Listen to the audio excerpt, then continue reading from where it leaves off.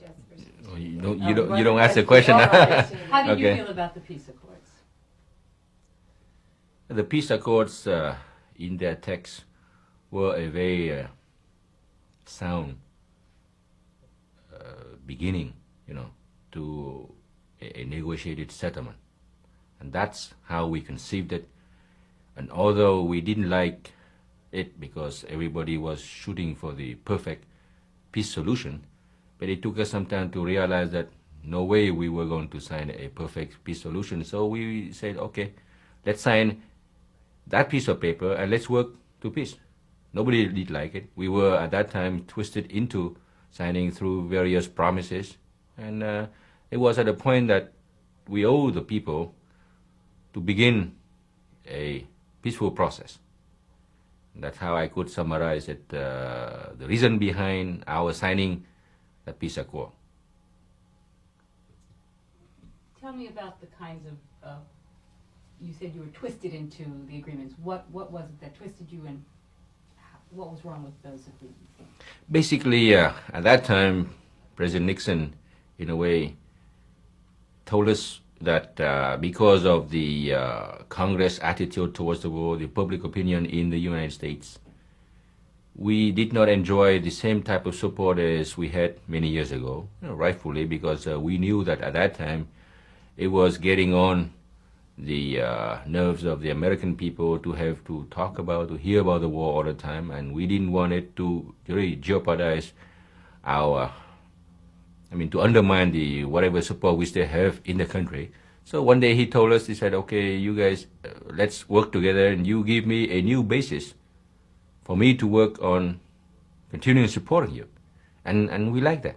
And then we say, fine, we don't want to cling to your coattails, and we are too proud for that. And that's how we agreed on the so-called quote and unquote Vietnamization program.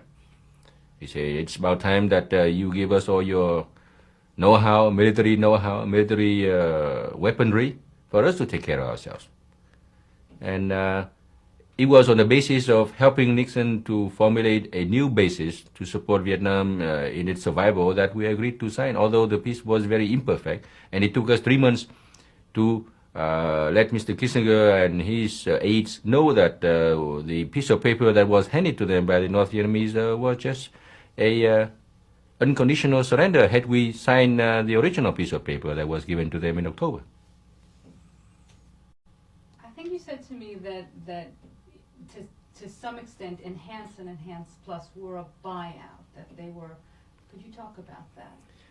At that time we were promised a lot of weapons, a lot of airplanes, and they gave us the name of the Enhance Plus operation, I guess back in October, after the second day, when Kissinger saw that the talks were going nowhere and we were really balking and said, hey, listen, we have all those equipment being flown into your country now, the ships are sailing on their way, they're getting near Tan Son Nhut Airport or Saigon Harbor or wherever. They say, hey, that's totally immaterial.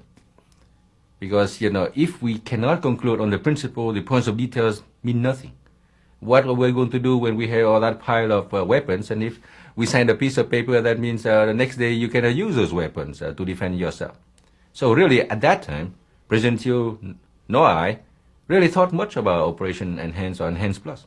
That was the furthest thing from our mind. We were concentrating on the basic piece of paper we were given, and that really, in a way, obliterated every other consideration. So I can recall now that at that time, you just remind me of Enhance and Enhance Plus. I didn't even remember that the name of the operation. All I remember was that on the second day when the talks were getting nowhere, that Henry said, hey, listen, we have sent in F-5 and, a ship has left a harbor sailing to Saigon with all kind of weapons. I said, hey, let's get the principles first, details later.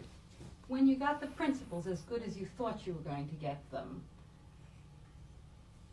and you signed, afterwards, looking back, do you think the resupply effort was a help? At that time, after we signed? After January. Okay. After January, then I guess the Operation Enhance Plus, in a way, disappeared. We didn't see, anything coming yet, and at that time we had to go by the so-called one-to-one replacement basis. Okay, and of course we interpreted it one way, and the communists interpreted it the other way. So that particular clause of the peace accords never worked.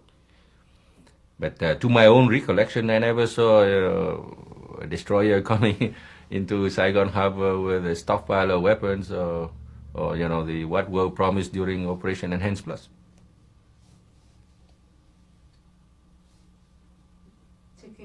Conclude the Paris Agreement's questions. Do you think that there was a possibility of peace with those? Yes, definitely it was a good beginning, because at that time we knew that with the infrastructure we have, okay, and the promise of help, that we had no reason to doubt at that time. Frankly, because throughout the years of involving with the U.S. government, we had no reason to doubt that such an aid was not forthcoming anymore. So we say, fine, let's, just like solving an equation with 2 or 3 unknown that you know some answers. So we said the only big answer is that, okay, now it's up to you Vietnamese to make it work. And we were ready to pick up that challenge. It wasn't until a few months after the peace accord that things started to really disintegrate. The Congress said, hey, you cannot have this appropriation, it's cut down, you have to do this, do that. And really, that was the beginning of the unraveling of the morale to start with, and then the resolve of the people to set about and make the peace work. I strongly believe at that time that when we signed the peace accord on January 27, it was a very challenging time for us, but it was a thing that we willingly and knowingly had signed. It was just, say, oh, okay, let's get it over with. No, it wasn't that. We knew that there were some very dangerous sand traps or quicksands traps that we had to go through, but we elected that just to save ourselves. Because at that time we couldn't really rely on the experience of many years ago, say Big Brother is coming in with his B-52s and save us, is it? Cut, please. And nobody was paying any attention to that early. This is April 73. No, let's see. After the accords were signed, Mr. Spiro Agnew came to town, I guess 3 days after that. I remember January 30 or 31st. Of course, slapping the back, hey, you guys, really, now we have just forged a partnership. So we say, you're invited to visit Mr. Nixon and Mrs. Nixon in San Clemente. So we set the date and everything.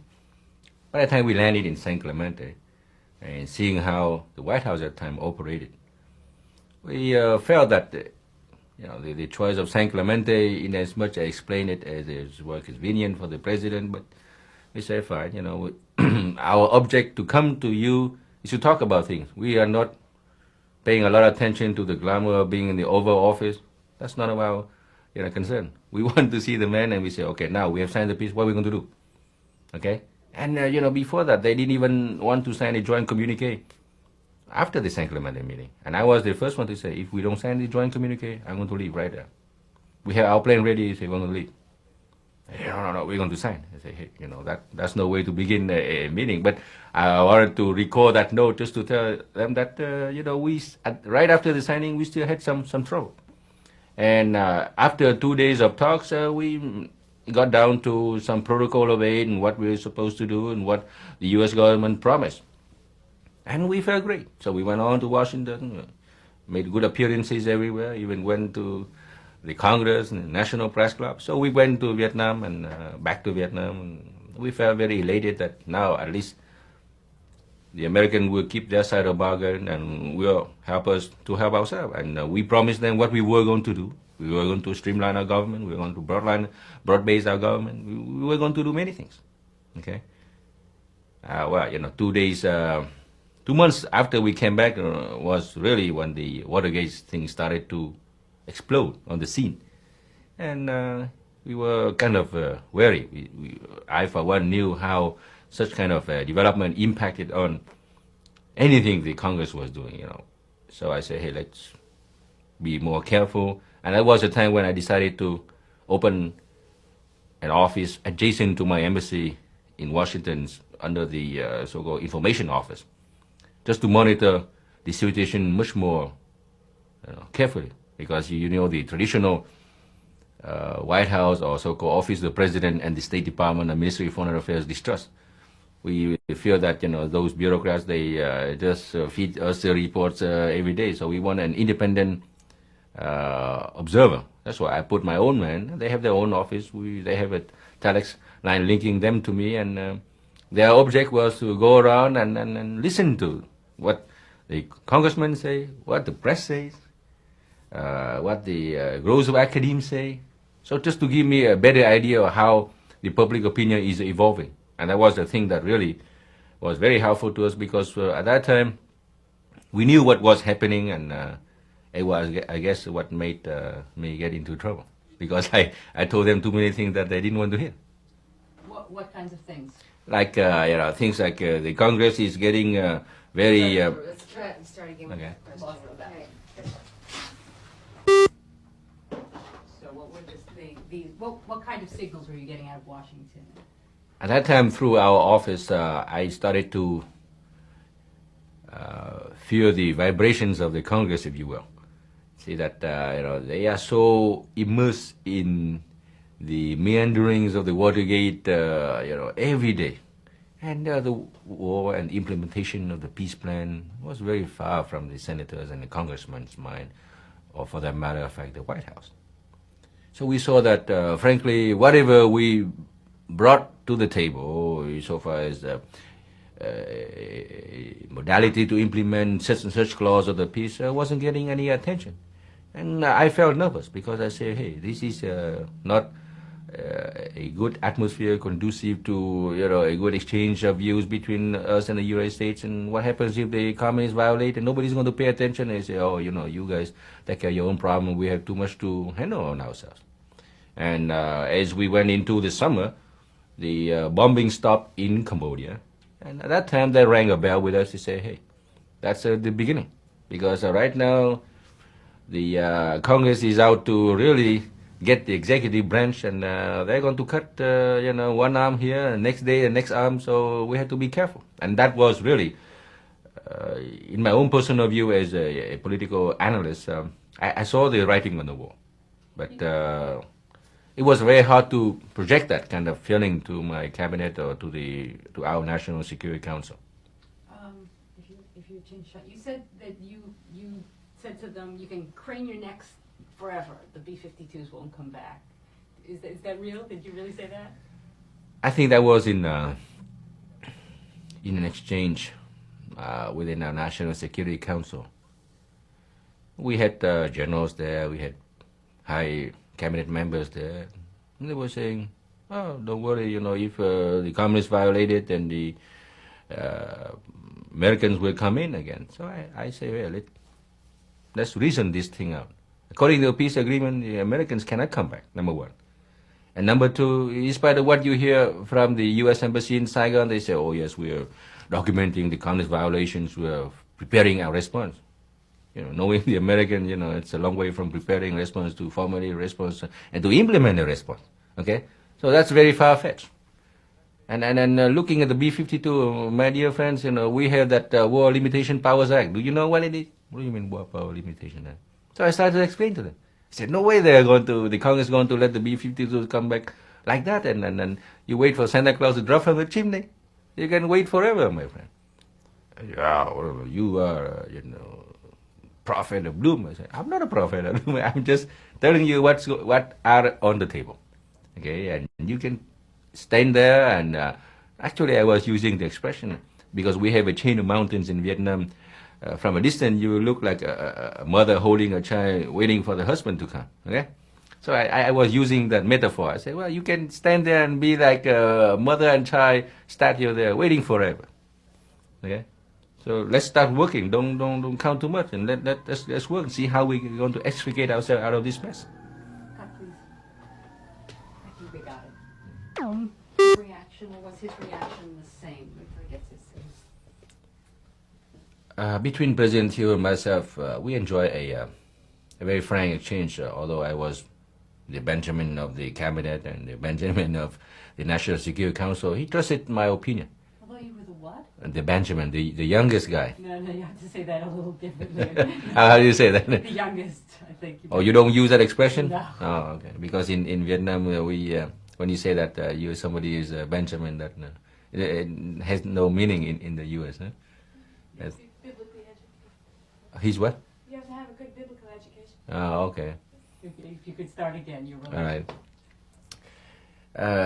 Between President Thiệu and myself, there was always an open and honest exchange of views. And although I was, at that time, the youngest member of the cabinet and the youngest member on the National Security Council, my views counted a lot. But after the peace accords and as we went further into 1973, President Thiệu had a lot on his mind because the communists were mounting an offensive at that time. And of course, he had to rely, insofar as military matters, on the generals. I, for one, knew nothing about, communist tactics, but I could predict what they were going to do, just looking at the political developments in Washington, in London, and Tokyo, and from various reports here and there. And when I started to make the type of pronouncements that I made, he believed me. But he had to weight my advices against what he were getting from the others. Okay. Did he think that the Americans would come back in? The bombers would come? He and I had a very open discussion one day over breakfast. He asked me point blank, he said, you think that the Americans will drop Vietnam? I told him, I said, well, that's a very good question, and I have asked myself many times, but throughout the years, and especially after this peace accord, okay, if Vietnam is not a bankable or how you say, is not a sellable merchandise, I'm not surprised that they're going to cast us off. They look at me and say, I don't agree with you. I say, well, that's one thing. I've been to America. I know how things count when they are tabled on the Congress. And if really we are a nuisance, or we are something that nobody wants to talk about, it's very hard for them to go now about and sell, to project us in a better light. So that was our main disagreement. He still thought that no, it was too important for the American foreign policy, against the communist invasion. I say, well, with one president, it could be that. The next president has a different idea. Wasn't he also getting different signals from the American embassy, though? Oh, yes. At that time, he for once, a lot of people say that President Thiệu was isolated and he did not have any views. That was the furthest thing from the truth. He had his own cabinet, of course. He had the embassy to tell him what was happening. He had the CIA, who always gave an independent assessment of the situation to him. Sometimes with the concurrence of the embassy, sometimes without the concurrence, without the knowledge of the embassy. There are many ways to get. And he had the inputs from the American defense establishment at that time. They call it DAO, Defense Agency something. The remnants of the former MACV. And then he had his own generals. And then he had, the priests, the monks, the various strata. So my voice was only one voice, or the cabinet was only one voice. So he had a lot of opinions at that time. Specifically interested in what the embassy was telling him. Was the embassy hinting that the Americans might come back after Graham Martin came in? Well, Graham Martin came and in a way say, okay, don't worry, we're going to work. You guys can count on our aid. I'm going to work. If need be, I'm going to fly home, appear on the floor of the Congress and fight for you. And then, on the other hand, they will say, don't worry about the thing, what's happening in America. Don't worry. Just go on, implement the peace. We'll take care of you. That, in essence, how I could summarize, the assessments given to our government. Because at that time, I was in the cabinet and I could speak with authority because the same thing were conveyed to our cabinet through our prime minister. And I made myself very unpopular. I said, wait a minute, Mr. Prime Minister, where in the world did you hear that? How the hell can you believe that? You see? I was the only dissenting voice. I said, come on, this is a lullaby they are singing to us. And I refused to believe. And then, the Prime Minister and myself had a heated argument, The other cabinet members look at it and say, well, this guy, he really dare take on the Prime Minister. I say, hey, this is too important a matter because I don't believe in those assessments. At one point, the CIA in Saigon was saying that, the worst is over, talking about Watergate. And then 2 weeks later, the Supreme Court asked Mr. Nixon to turn over the tapes. I said, what do you mean the worst is over? Okay? So this is the kind of example that I'm citing just to give you, yes, the inputs we are getting were not very sound and didn't reflect the current situation in Washington at the time. Mr. Thiệu was not worried about Watergate as 73, 74 begins to go by. That's correct. For the most part of 73. That was the farthest thing from our mind. At that time, we had to cope with the implementation of the peace accords and the communist violations of the peace accord. So we didn't really, at least Mr. Thiệu. And then, for that matter of fact, a lot of people in Vietnam, they read the headlines in newspapers, Watergate. Nobody understood the implication. And it took me 6 months to really start digging into that and see the implications of the whole thing. And it didn't hit us until the first quarter of 1974, when things were going real bad, and we saw really that it has already impacted on the effectiveness of the Nixon administration to help us insofar as implementing the peace accord towards March of 74. And of course, from then on, it was nothing but Watergate, and the reason we didn't get this through Congress, this appropriation, was because of Watergate. It was at that time a master word, to explain everything. Cut, please.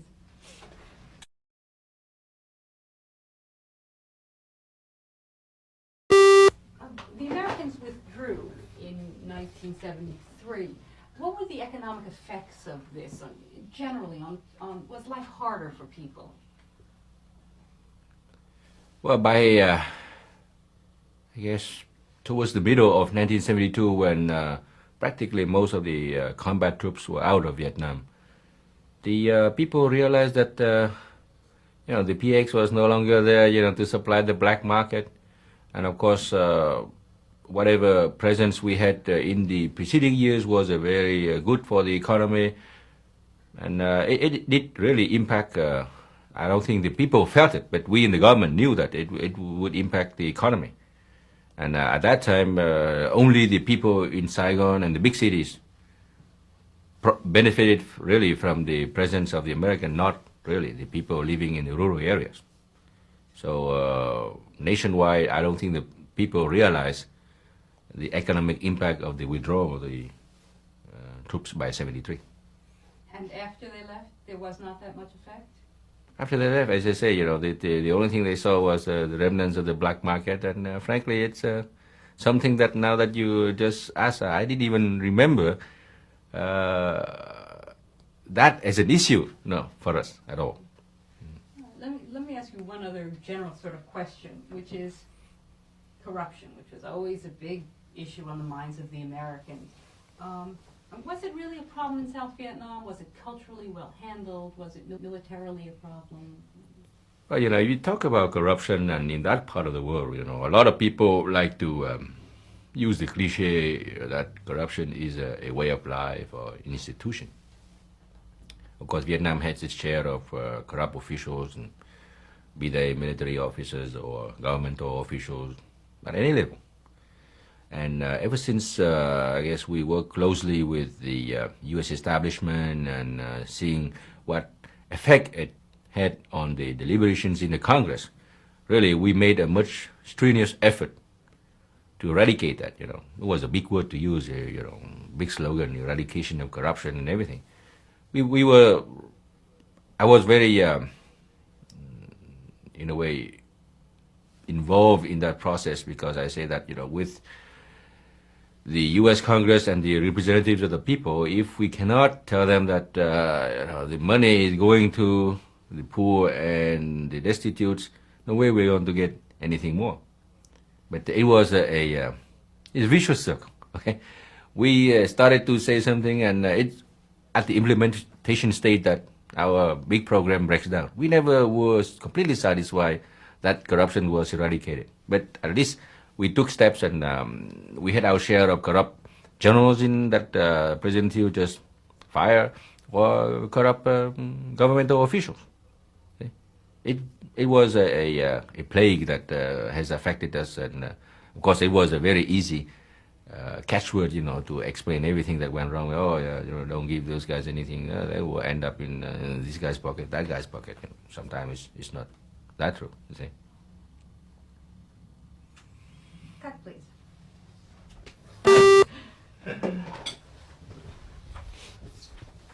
Okay. Well, if you look at the history of Vietnam involvement with the U.S., I guess since the overthrow of President Thiệu, okay, the succession of generals and politicians that who came on the scene. You remember pictures of McNamara going to Vietnam, propping one general's hand, say, "Oh, he's a good boy." At that time, I was in college in the States, and I resented that very much. I say, "Hey, that's no way to treat an ally. We are not, somebody that, oh boy, he speaks some decent English. Yes, you take care of your country." So when I came back, and through the years of working in the government, and when I got into the office of the president, I saw same mentality prevailing that, oh, he speaks good English, he's a good guy, so, let's trust him. And it applied to me also, because by that time they realized that I had gotten back from a good American university, and this guy should be all right. I said, right. Why should it be otherwise, See, I am now in a position where I have to defend the interests of my country. You have the interests of your country to defend. So let's work together. I'm not going to, fix myself rigidly in my corner, and you, just, go and invent all kinds of schemes in your own corner. Let's just go trying to find a middle way. And that's when I say, hey, wait a minute. What kind of talk is this? And then I joke at that time. I say, hey, I learned that in your school. Compromise, okay? No extremes. Or they say, hey, what is this? You started to sound very anti-American. I say, oh, what do you mean anti-American? So that was the beginning of a pattern where they really focused on me to, among other people. They said, this guy is very hard to deal with. I was very flattered because I was the only one in the cabinet who we pick out as, the most intransigent or, most difficult. So I say, hey, when you work with our country, please look at us as sovereign people who have to defend the interests of our own country, who have our people to account to. So, between intelligent allies, you have to learn about that. You're saying, though, that the Americans were tending to support the people who said what they wanted to hear. Oh, yes. Because that's why, when they face somebody who gave them too much food for thought, okay? They turn to the other and say, hey, why should we, burden ourselves? Let's go and talk to these guys, and they will feed them all kind of information, and these guys say, oh, gee, U.S. Embassy just told me that, the CIA just told me that, so it should be true. Could you put that, Rita, that you left, my question won't be in there, so I'm looking for you to incorporate this comment on, some sort of comment on what were the Americans, they were looking for what in the South Vietnamese leadership, and did that in fact help did that help or hurt South Vietnam? Well, I guess from the days of the heavy involvement of the U.S. in Vietnam to the end, the embassy, the military circles, they always like, to make us believe what they tell us are the right things. Okay? So starting from that premise, they always go and they are happy when they find sympathetic ears. And then they in turn will try to make those ears become more sympathetic by feeding them more information. And suddenly they find, and it's not so sympathetic, not in the sense of anti-American, but a very doubtful Thomas. Okay? Say, wait a minute, Don't feed me this baloney. I just read somewhere that it's not true. I say, hey, you are being difficult. I say, why do you doubt us? We have always come across as a big helper. Why shouldn't you trust us? All of your colleagues have trusted us. I say, hey, I like to trust you. But what you just told me was not the right thing. So I think you are doing me a disservice. And don't feed that kind of information to my guy. You are doing them a disservice. And it pays us, to confront each other and say, hey, one guy say, hey, I like the American, I believe what they say, and they have some other guys say, hey, don't believe that, because you are really creating dissension within us. And I don't know what kind of game you guys play, but you are doing a disservice by fighting your own people to listen to your own version, and really not paying attention to other people who really want to get to the bottom of the truth. So that's as much as that's as best as I can summarize the dilemma we were facing at that time. And it became very acute towards the ends of 73 and beginning of 74 when Watergate unraveled. It was a bad time. They were not telling you the truth. Oh, we didn't, as I told you, nobody even thought about Watergate, what kind of implication, what it could affect. Nothing. It wasn't very strange, because during the peace negotiations, we were kept in the dark. I guess, as I told in my previous interview, in October, when Kissinger came, that was the first time we saw the piece of paper. I said, hey, what kind of allies is this? You gave us this piece of paper to determine the fate of 22 million people. I had to sign in 3 days. Oh, come on, I'd rather be dead than had to account to my people that I signed something that nobody knew about.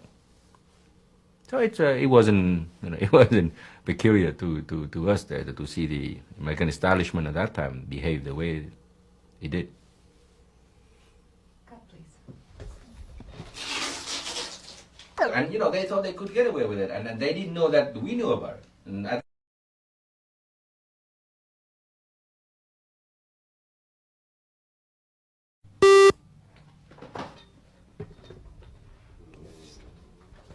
Your reaction to Gerald Ford's letter.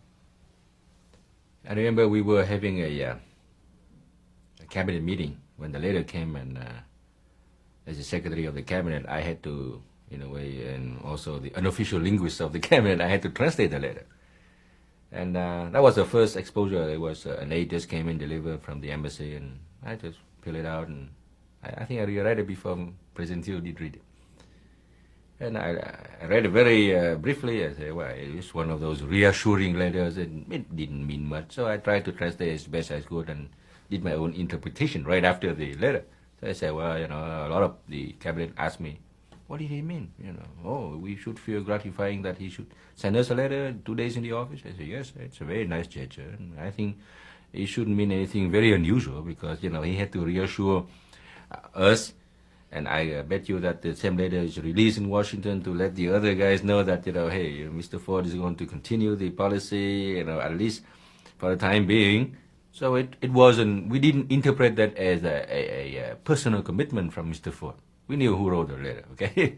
It is one of those things, I guess, as done in administration, we stand by you and make the peace worse. When I asked you this last time, you said it was baloney after Watergate. You mean? Oh yes, no. I had to recount some of the deliberations, and then yes, I remember, because at that time one guy asked me, say, well, with Mr. Nixon now out, and Mr. Ford being his vice president, he should continue, the path that Mr. Nixon had chosen. And I told him, say, oh yeah, you remember about 2 weeks ago we had a meeting, I told you that Mr. Nixon, when he had to turn over the tapes, he's finished. You guys didn't believe me. At that time, I didn't think he had time to think about Vietnam. Okay, he was trying to take care of his own problem. So now Mr. Ford came in and sent us a letter. To me, it's just like another, I don't know whether it's, I use the right word, baloney, in Vietnamese, but I told him the same meaning. I said, hey, it doesn't mean the same thing. I mean, it doesn't mean anything yet, It's a piece of nice slap in the back. Okay, you boys, I'm still here, you see? Stop, please.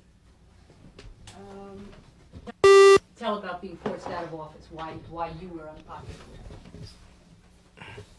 Okay. I met Ambassador Martin when we first went to San Clemente. He was the ambassador designate at that time, and he attended the deliberations we had at the Western White House. He and I sat next to each other for 2 or 3 days. He didn't utter a word, and I just knew him, so I guess since we respect seniority, we really don't want to come and say, hey, Graham, and all that. So we kept our distance. And towards the last hours of our meeting in San Clemente, he told me, he said, oh, I saw you, the famous Hoàng Đức Nhã. I said, yes, that's me. He said, well, it looks like you are doing a lot of things in Vietnam. I said, well, I have a lot of things to do. It doesn't mean that I do a lot of things. Eh? So that was our first exchange. It wasn't very cordial. It wasn't very, out of the way. So when he came to Saigon and extended the invitation to him to have lunch or dinner with me to get acquainted, but the invitation was never returned. So I said, well, the guy thinks that he doesn't like to be associated with a young kid.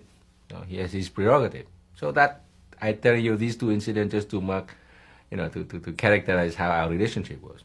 And afterwards, we really never did have a face-to-face dialogue with each other. Were there any Vietnamese who were close with him?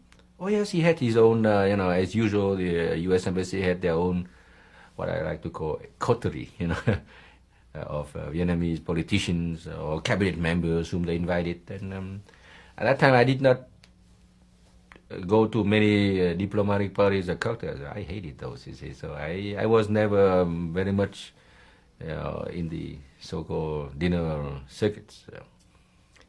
And at that time, he started to reassure our president, the prime minister, and the cabinet that, don't worry, I'm dedicated to Vietnam, and I love this country. My son died here, and he was in the war. So, we had no reason to doubt about his sincerity. Yeah, that was one thing. He was a very, very sincere man. But the way he went about, and most of that, he believed himself. I don't know whether he was given, he chose to interpret the situation in the U.S. at that time in a different light than what we interpreted. And that's how I guess we came into conflict. When he gave his assessment to my president and I gave mine, and at that time he knew that, hey, what happened to this guy? He has his own independent observation. He doesn't trust us, anything. I said, hey, it's not a question of trust. You guys shouldn't hold the monopoly of whatever is happening in your country. And I think that's a very bad thing to do. I cannot afford to trust you alone. Okay? So that's how, we really, our conflict erupted. And, he made some remarks that I say, hey, the guy should never make a remark behind my back. I offer him an invitation to sit down with me and never return. So I don't consider that, a very nice gesture to do. So if he has anything against me, better come and sit down and talk to me. Did you find that he actually lied to you? But he talked to him, okay, to find out whether he lied to me. But whatever he told my president at that time was a bunch of baloney. And I only knew that because it was relayed to me by the president of the cabinet. I said, I don't believe what the ambassador of the U.S. was saying to you guys. Of course, I never did get a chance to talk to him. But I would have told him the same thing if he were to talk to me. But now that you conveyed to me what he told you, I said, that's baloney. This is far from thing the truth. This is the assessment I got from my people in Washington. And even, there's some other guys, like you think that I read the press. Here are some clippings, okay? I even offer them and say, oh, you don't believe me? Here's some clipping. This is what the embassy is saying. This is what the press is reading in Washington. All right, draw your own conclusion. So tell us about being forced out of office. And well, those incidents added to others. And at that time, the prime minister and myself were not very in agreement because, as I told you a while ago, in the cabinet deliberation, he said, well, the Americans have told us this. And said, Mr. Prime Minister, I beg to disagree, but you want to go back again? Go. No, because of the phone. Let's get the phone. So I'm going to pick it up from that and then wrap up with your recommendation. Hold on a second. Yeah, okay, let's get that statement. Well, I was saying that at that time, between Ambassador Martin and myself, there was no face-to-face dialogue. So whatever I got about his views was relayed to me through either the cabinet or the prime minister. And during our deliberations, then it became aware to me that Ambassador Martin was telling my Prime Minister, say, okay, things are going to be this way, well, the aid is going to be forthcoming, the evaluation will be taken care of. And I was disagreeing with the Prime Minister. I say, excuse me, sir, I beg to disagree, but that's a bunch of baloney, which made him very angry because I took him right on in front of the whole cabinet, and while nobody dared to even, utter a word of disagreement or agreement, I say, hey, this is a serious business. I don't agree with the assessment of the U.S. Embassy. If you guys don't agree, here, independent observers, you can check it out. Here, I even threw some clippings on the table. I didn't invent that, okay? Read this. From a pro-press to an anti-press to a middle-of-the-road press. Okay, take your pick. Tell us about your being forced out. And, it was those incidents that really added to the atmosphere of animosity, if you will, between me and the U.S. Embassy at that time. And one day I was called by my boss, the president, and said, at that time I didn't know that the letter was written. I found out later. Okay? So he told me, he said, well, the Americans, in a way, put a pressure on me, and he didn't come out. I said, okay, I understand. I knew that.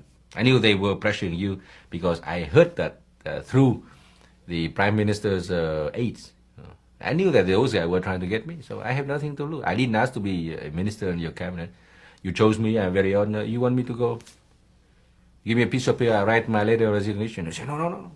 I just want you to know that and let me work it out. I said, fine, just tell me when you want me to resign. So at that time, I knew. See, before he called me up to his office, I knew that those guys were trying to get me. I said, hey, what the heck? If my voice is going to be the black sheep of the whole family, so be it. Let's go.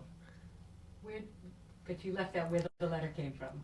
And 2 months later, when everything, I say, hey, I cannot function. I don't like to be a lame duck minister. I go out. So that was a time where they offered me, where you want to be an ambassador of this, ambassador of that. I said, no, I'm going to stay home. I am sick and tired of working in the government. And so I guess a week after I resigned, I went to his office and I saw the letter that the Prime Minister sent to the President, and in which he said, hey, among other things, he recommended many other things, but he said, I guess the last paragraph said, I asked you to remove the young minister for information of his duties. So I just make a copy of that just for my file, and I say, hey, this is a clear interference from a U.S. ambassador. Why in the world does he want me to get that? Stop, please. I need to stop because it isn't coming. The letter came. There was a letter from Ambassador Martin that went.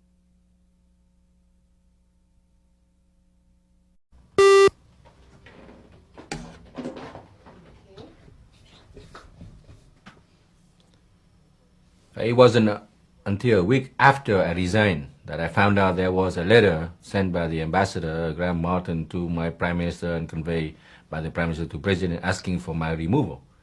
And, luckily I got a copy of the letter without Mr. Thiệu knowing it.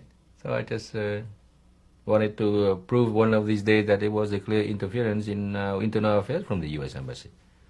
I knew that really things were getting bad between them and me for them to write such a letter, them, meaning Ambassador Martin. After you left office, though, you did stay personally close with Mr. Thiệu still. Do you have any idea of why he became sort of so secretive towards the end? I'm thinking about the withdrawal from the Highlands. He never told anyone. That's right. At that time, I was, as I told you, I was out and I was staying at home.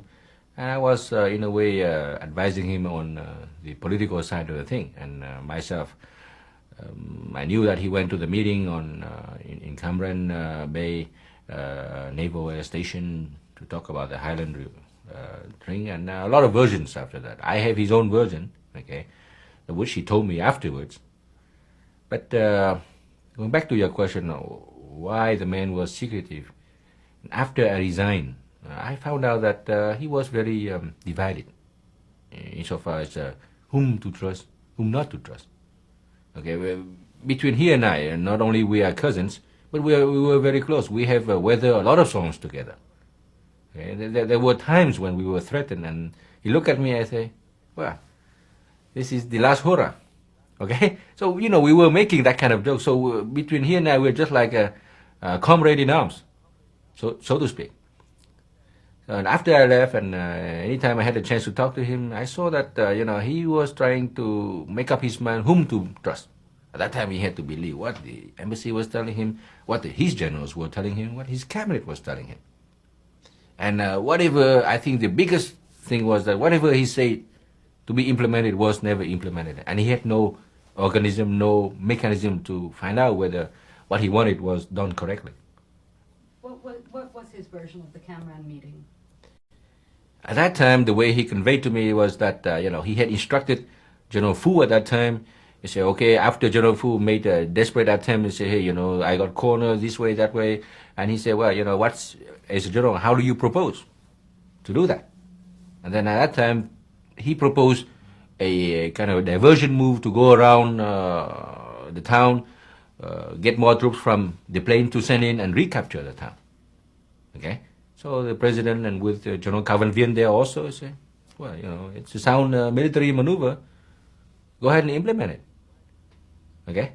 Why was it so badly implemented? Well, then we go back to the mechanism of, the general failing at the last minute and his colonels, his captains are not doing the right thing. But it was a well-conceived military maneuver because it was not a meeting where the decision was taken to abandon the highland. That was not the case. Okay, and it's not because I wanted to defend Mr. Thiệu or Mr. Vien. No, because having been involved in so many years with them, I knew that it was the decision they had taken. And even Fu himself told me when he came back from that retreat, he told me, he said, I don't know what happened. My guy just let me down. We couldn't implement that diversionary move. So just like what happened in Icor and Da Nang with General Trung, it must have been the same way when one move was implemented wrong, and I guess the troops there lost confidence and ran off. Moving along in this period, there's the defense of Hue, which Mr. Thiệu changed his mind on a lot of times. Why was he changing his mind so much? Well, that I guess I don't know whether you had talked to anybody who were involved in that insofar as there's the quote unquote change of mind. But as you just told me, nobody spoke about that. And I learned this also, after that had happened. What I can tell you is that it was never a Mr. Thiệu alone changing the mind, and I want to qualify that change of mind statement that has been, labeled ever since, that day. I guess it was a time when the war cabinet convened with Mr. Thiệu and Vien and the Prime Minister, and they were putting a call to General Trung in Da Nang and say, hey, what's the situation up there? Because you guys didn't report, so we down here don't know. So I don't know what kind of a situation report Trung gave them at that time, and he suggested some kind of move. He said, okay, if you think as a commanding general there, because we don't know your battlefield situation that much, so we trust your judgment. Stop, please. I'm Yeah. confused by this. We have to straighten it out. Did it sound like a B-52 flying over? No, I don't think so. So, if you could talk about why it's wrong to blame. Okay. I think it's wrong to blame Mr. Thiệu for flip-flopping or changing his mind during the Da Nang fiasco. I happened to be in the palace on that day when Mr. Thiệu, surrounded by his war cabinet with the chairman of Joint General Staff, his own military advisor, the Prime Minister himself, they were trying to put calls to General Trung in Da Nang to have an assessment of the situation there. And they get different assessment as the hours went along, and they really didn't have any hard facts to suggest a move. And as Mr. Thiệu and General Vien had always operated, they rely on the general's perception of the battlefield situation, and especially with General Trung, who was at that time the best general we had in our army, and nobody had doubted his judgment before. So I guess with that type of atmosphere, Mr. Thiệu and his generals were very confident that Mr. Trung could handle the situation based on the assessment that he gave them periodically. So, to say that Mr. Thiệu flip-flop and one day say, you maintain this line, next hour you say you change, is completely wrong. Because I think if Mr. Trung were to be on the record for that, he would attest to that fact also. After the fall of the Highlands in mid-March, it only seems to be about 2 weeks, and the whole country seems to deteriorate. Why was that so quick? It was a subject that a lot of people had tried to analyze, and I personally feel that at that time, with the Cambodian situation winding down, the population as a whole, and especially the troops in the army, we cannot count any more help from the U.S. We have to ration our artillery, and you know how bad it is on the morale of a troop when they can fire only 3 artillery shells a day, where the communists rain about 1,000. So it's just like an infantry troop seeing a tank. Say, my God, I don't have a tank. This guy is going to swarm me with all the tanks. So it was this kind of psychological. So we are feeling abandoned. Okay, our generals are not doing, not reassuring us anything, and the government in the central, in Saigon, was not saying anything. We kept hearing rumors. At that time, the communists really bombarded the population as a whole, and the troops in particular, with a lot of propaganda. Say, hey, let's quit all this. You guys, why should you fight? Let's lay down your weapon and be brothers, because your leaders in Saigon at that time had already, signed, had already connived with us and with the Americans. It was a fantastic propaganda program. That at that time the government was not taking any action to counter. See? And I was terribly, mortified, because having been in the information minister. Well, I love to take on that kind of challenge, and the guy who succeeded me he did nothing. They kept playing stupid music, and the people, even as I went out to dinner in the restaurant, they say, Mr. Minister, what happened? Why couldn't you do anything? It really was painful for me to hear that, and I heard that at that time I was a citizen. I heard rumors, propaganda here in this coffee shop, that coffee shop, that they had already settled on this situation. Why should you fight? Let's lay down the weapon. So I think it was a very big psychological warfare that we did not really take counter moves, and to me it explained what happened in the end. Cut, please. But that was fascinating. 'Cause I Oh, hadn't yeah. anything. No, that was a thing that.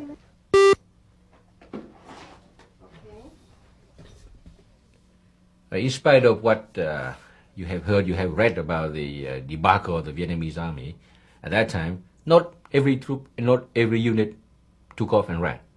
There were heroic resistances, and the incident that really moved me to tears at time was a company of cadets, plebes as you call it in the West Point, our equivalent of your West Point.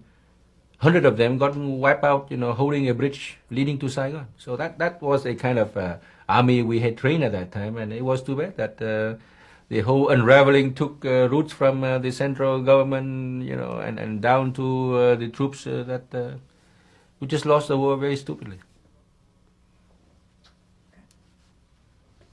But I remember that time very well. Why was the French negotiation silly? Towards the end of April, towards the end of March, the French ambassador Jean-Marie Mérillon approached me and wanted to have my concurrence on his government plan of accommodating with the communists. And he tried to explain to me how it would work. So I told him, I said, Jean-Marie, this is plain nonsense. That's stupid. How can you play super politics when you don't have the dollars and you don't have the cannons? So he looked at me and said, why? And you think you're going to reason with the communists? Baloney. You got to have the weapons to make them believe. So I said, oh no, we think we're going to make it work, we can go, accommodation. I say, it never worked. So count me out. Got it. Perfect. My goodness. I remember that. I don't think she wants to have wanted to hear their name. Can you tell me, I would like to hear about President Thieu's reaction when you said, all right, I've heard in Singapore that you've got to resign. And he said, all right, he's resigning. Can you tell me just a little bit about that? Or when Lee Kuan Yew told me that After that, when you go the back die to was Saigon. cast and I went to Saigon, I told Mr. Thieu, I say, See, if you, had not resigned, you would have been living in a place in, I guess, New Zealand at that time. So, but it turned out that you resigned, and so I don't think you have any more things to do there. Why don't you leave? And say, he said, no, I still have a lot of things to do here. I said, yes, I know that, but the way the situation is unraveling, the way they're talking about the so-called political accommodation with the communists, it's going to be very painful for you. And that's why he asked me, he said, what about you? I said, don't worry about me. Okay? It's not because I'm angry with you because you kicked me out of your government. No, it's not that. I can take care of myself. So, but, I think the time for you is to leave. And what did he say? And I say, well, I think about it, And of course, 2 days later he left. Did you talk to him when he resigned? Did he say what he felt about his resignation? Yes, the moment I came back from Singapore, he told me, he said, well, I thought I chose the best solution. I didn't want to endanger the situation or destroy, when I resigned. I just say, okay, I'm not wanted anymore. I guess that was the hard admission from him. I'm not wanted anymore, so I step out and let other people handle that. And I appreciate that explanation, that in a way, self-admission that his role is no longer there. I say, hey, if you are no longer there, then they don't like to see you around. See? But did you think that anybody else, that Mr. Huang or Mr. Min could do anything to stop the communists?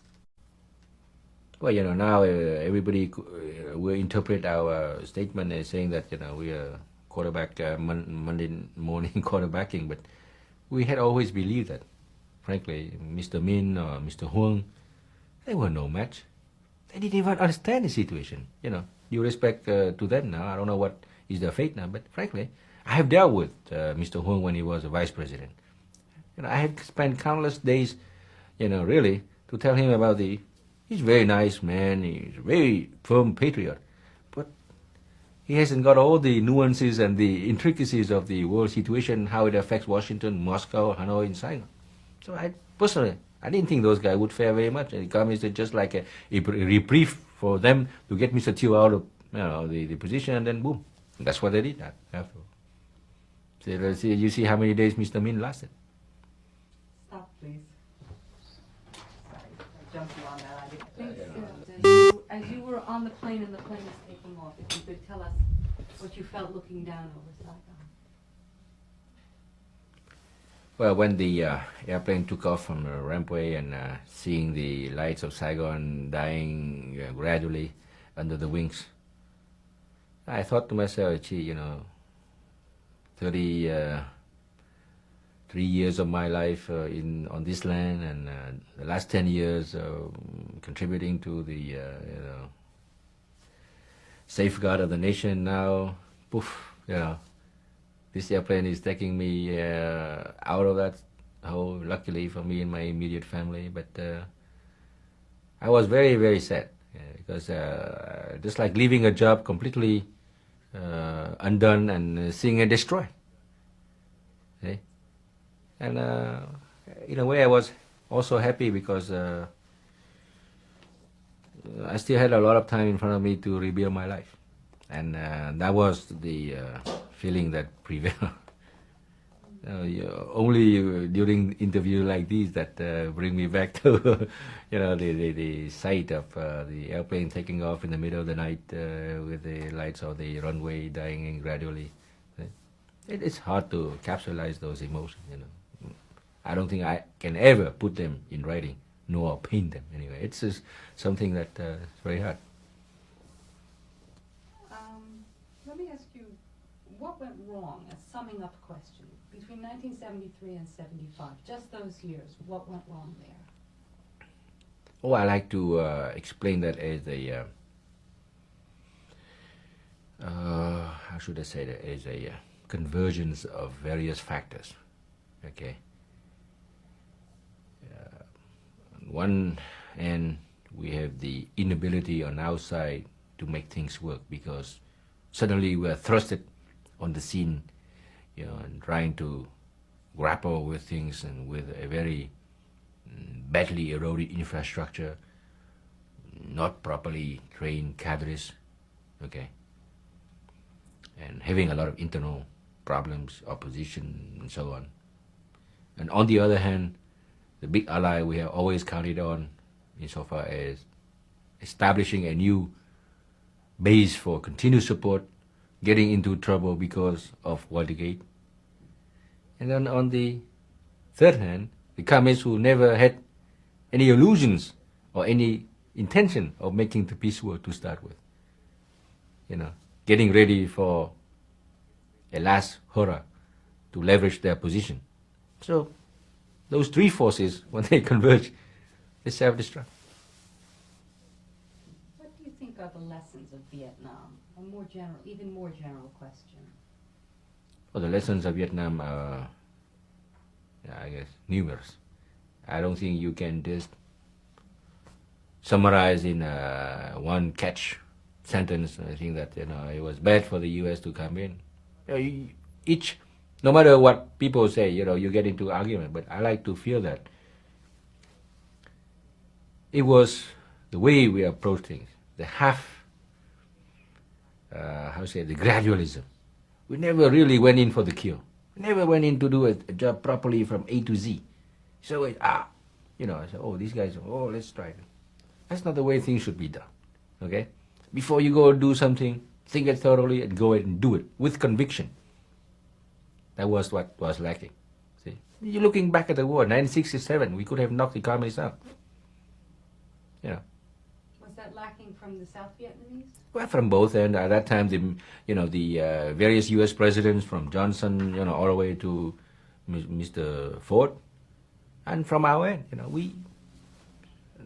frankly, we like to justify ourselves that way. We didn't have a proper infrastructure, but nobody had the perfect infrastructure. It's just that we in the government sometimes found it very hard to get our program sustained because we have a lousy implementation mechanism. So it's, as I say, that's why it's very, very, very hard to pin the blame on or draw a real lessons on Vietnam. With the U.S., a lot of people will say, well, we shouldn't get out in a war we cannot win. And I don't agree with that because you win the war depends on how you fight the war. If you fight a war not to win, then you can never win the war. That's how the war was fought. The United States fought the war not to win? Yeah, because at that time, that's why I say, The question. yeah, the gradualism thing. It's a very half-hearted approach to the war. See? And when we got into the peace, it's all right. Now let's not go through an armed conflict. Let's go through a peaceful negotiations. And we never did set a mechanism to check the other guy. What happens if he violates the mechanism? Oh, no, we just keep being the good apostle and we don't worry about the other guy. Well, that's not realistic.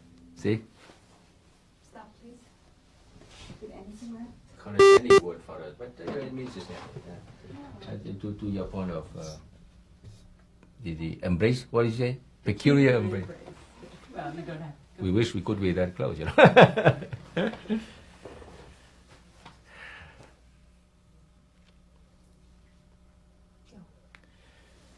Another lesson, if you will, from the Vietnam was the inability of the Vietnamese side and the American side, really to agree with each other's option, although physically or on the surface, they are very close. On one hand, you see the Americans chaperoning the Vietnamese, so to speak, on the war scene, say, these guys are good guys, they're very honest and everything. And we, on the other side, we say, hey, gee, we have this guy, big ally, we cannot go wrong.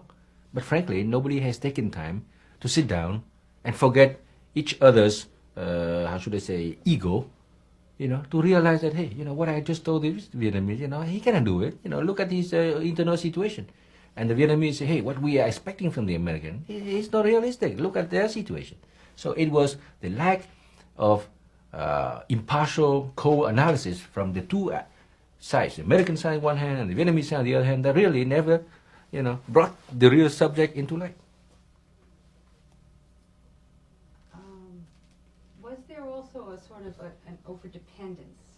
Oh yes, no. That's why I say, the Vietnamese expecting a lot from the Americans in a way, thinking of the Americans as a big brother riding a B-52 to save the little brother. What did that do to the government of South Vietnam? You mean the fact that the B-52s didn't come? Mm-hmm. They were abandoned. Say, what happened? We were promised that. See? So that's why I say that, whatever promise the Americans made, they didn't convey very well, so the people took it as a promise.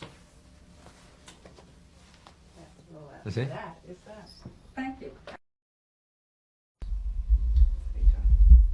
What I'd like to start with now is I wonder if you could tell me, what was your childhood like in Vietnam? And was it strife torn? Were you aware of the war and everything else? What was your childhood like? Well, I was born during the war when the Japanese occupied Vietnam and the Allies tried to dislodge them. And I can remember when I was a little boy, I still suffer from a bad hearing on my right ear because I was playing and one bomb dropped about 100 feet from where I was playing. So just to start that, my turbulent life thereafter. Was born in the war, grew up in the war, served in the war, and lost with the war. What was it like as you were a youngster? I mean, were you aware of the changes that were going on? Were you aware of the pressures, or? Well, in Vietnam at that time, war had become almost like an institution, a way of life. And as I grew up and went from school to another, we were aware of the war. We were aware of the difficulties the people were facing, and so we tried to, in a way, lead a life which has to blend all of those factors in. It wasn't something that made us afraid or made us apprehensive. It just just like the air you breathe. It's something that has to be with you. So we never did think of war as something that really scares you or prevents you from doing anything. That wasn't the case with me. What did you think about when you were young? What did you think about the enemy? What did you think about the North? I mean, they were fellow Vietnamese. What were your early thoughts about them? See, my father came from a province which has always known as the Crowder Revolution, which is Quang Tri province. That's where all the North Vietnamese leaders now in Vietnam are from also. So I'm very much aware of the North Vietnamese Communist movement, and as I went from school to other, I learned about the movement. But at the same time, I made up my mind that I couldn't live with those guys, since not only it was a philosophy totally alien to what I believe in, and it didn't give the happiness that they always boasted in their propaganda. What about you? You were in the States for 3 years as a graduate. How did the country look when you got back? Was it different? Did it feel different? It's a good point right there, because when I came back from undergraduate studies, I remember that the plane that was supposed to land in Saigon at that time could not land because they had a coup d'etat. One general tried to kick another one out, and as a result, the plane had to be diverted to Singapore. And I stayed there 3 days before I made it back to Vietnam. And the reason I came back was that my mother wanted me to come home. All of my friends on the same promotion either deserted, went to Canada, or ended up marrying an American girl to stay here. But I just said, just to go back to my question and say war was not alien to me. I said, well, if I were to be in the war, so be it. I went home and I saw a country completely different from when I left, because I left in 61, it was still peaceful, it was still pretty. When I got back, barbed wire, military vehicles zooming by, and poverty, starting to creep into the suburbs. And so it was a very drastic change, 1965. Were you aware of the changes when you went that were happening in society? I mean, how did you say it looked poor in some respect? The war was suddenly encroached upon the sea. Were you aware of things changing and becoming less Vietnamese in a way? I mean, what did you see of the American presence, and what was that doing to Vietnam? See, when I came back from the U.S., and I saw that the American military president, what the military president did to Saigon, where I came back to, and later on to my hometown, I felt very sad because here is this country, and because of the war, having to once again receive a foreign force on its soil and having its values, beginning to be shredded to pieces. And I could witness cases when, family had to do this, do that to survive in the war, and the American presence becoming more and more firm and sometimes brutal, sometimes obnoxious. So as a young nationalist and patriot or whatnot, it hit home very, very painfully. And I think that was what marked my future relationship with the U.S. establishment. Because in the future years, as I grew in the hierarchy and got into a very important position and dealing with Americans, the impressions of 1965, I remember one day very vividly when I was at the beach, and at that time the American forces had a portion of the beach partitioned. They call it private beach, and one kid happened to swim, straying into that area, and the MPs would rush out and throw him to the ground. That upset me so much. I remember that one day I brought it up to the U.S. ambassador. I say, you guys try to win the hearts and minds of people, that is not the way. And, I don't like that. And he later apologized for that. But later on, I always remember that feeling when I was so hurt to see, here's my country, here's this guy coming in, he doesn't have the decency just to do things, the civilized way, just totally, upset me. And during the negotiation months and days, somehow I was accused of being a bit, by Kissinger is obnoxious and everything, but I guess I was trying to prove a point that, we do have the interests of Vietnam to defend, while recognizing that the Americans have their own interests, but we didn't want to have our interests, just swept under the rug. How did you actually find your relations yourself with the did you find they dealt with you on a person-to-person basis, or was the paternalism, or what? How would you, as a senior South Vietnamese official in your later period, 68 onwards, how did they treat you? Well, for me, first of all, before the crucial negotiation days, before 71, our relationship was very cordial.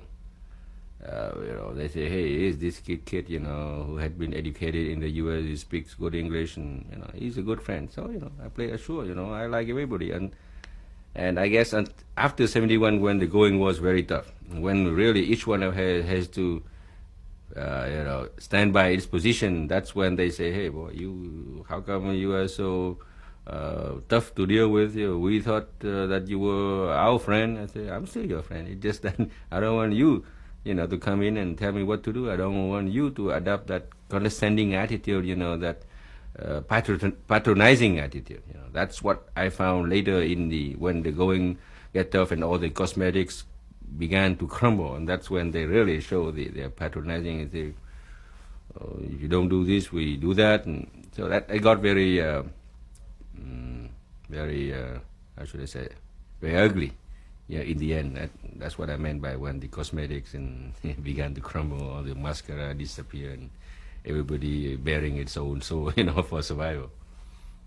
Can I take you back to end of 68? How did you and how did your countries and the government feel at the election of Nixon? How did you feel when Nixon got the presidency? Did you think things were going to change? Did you have any hopes?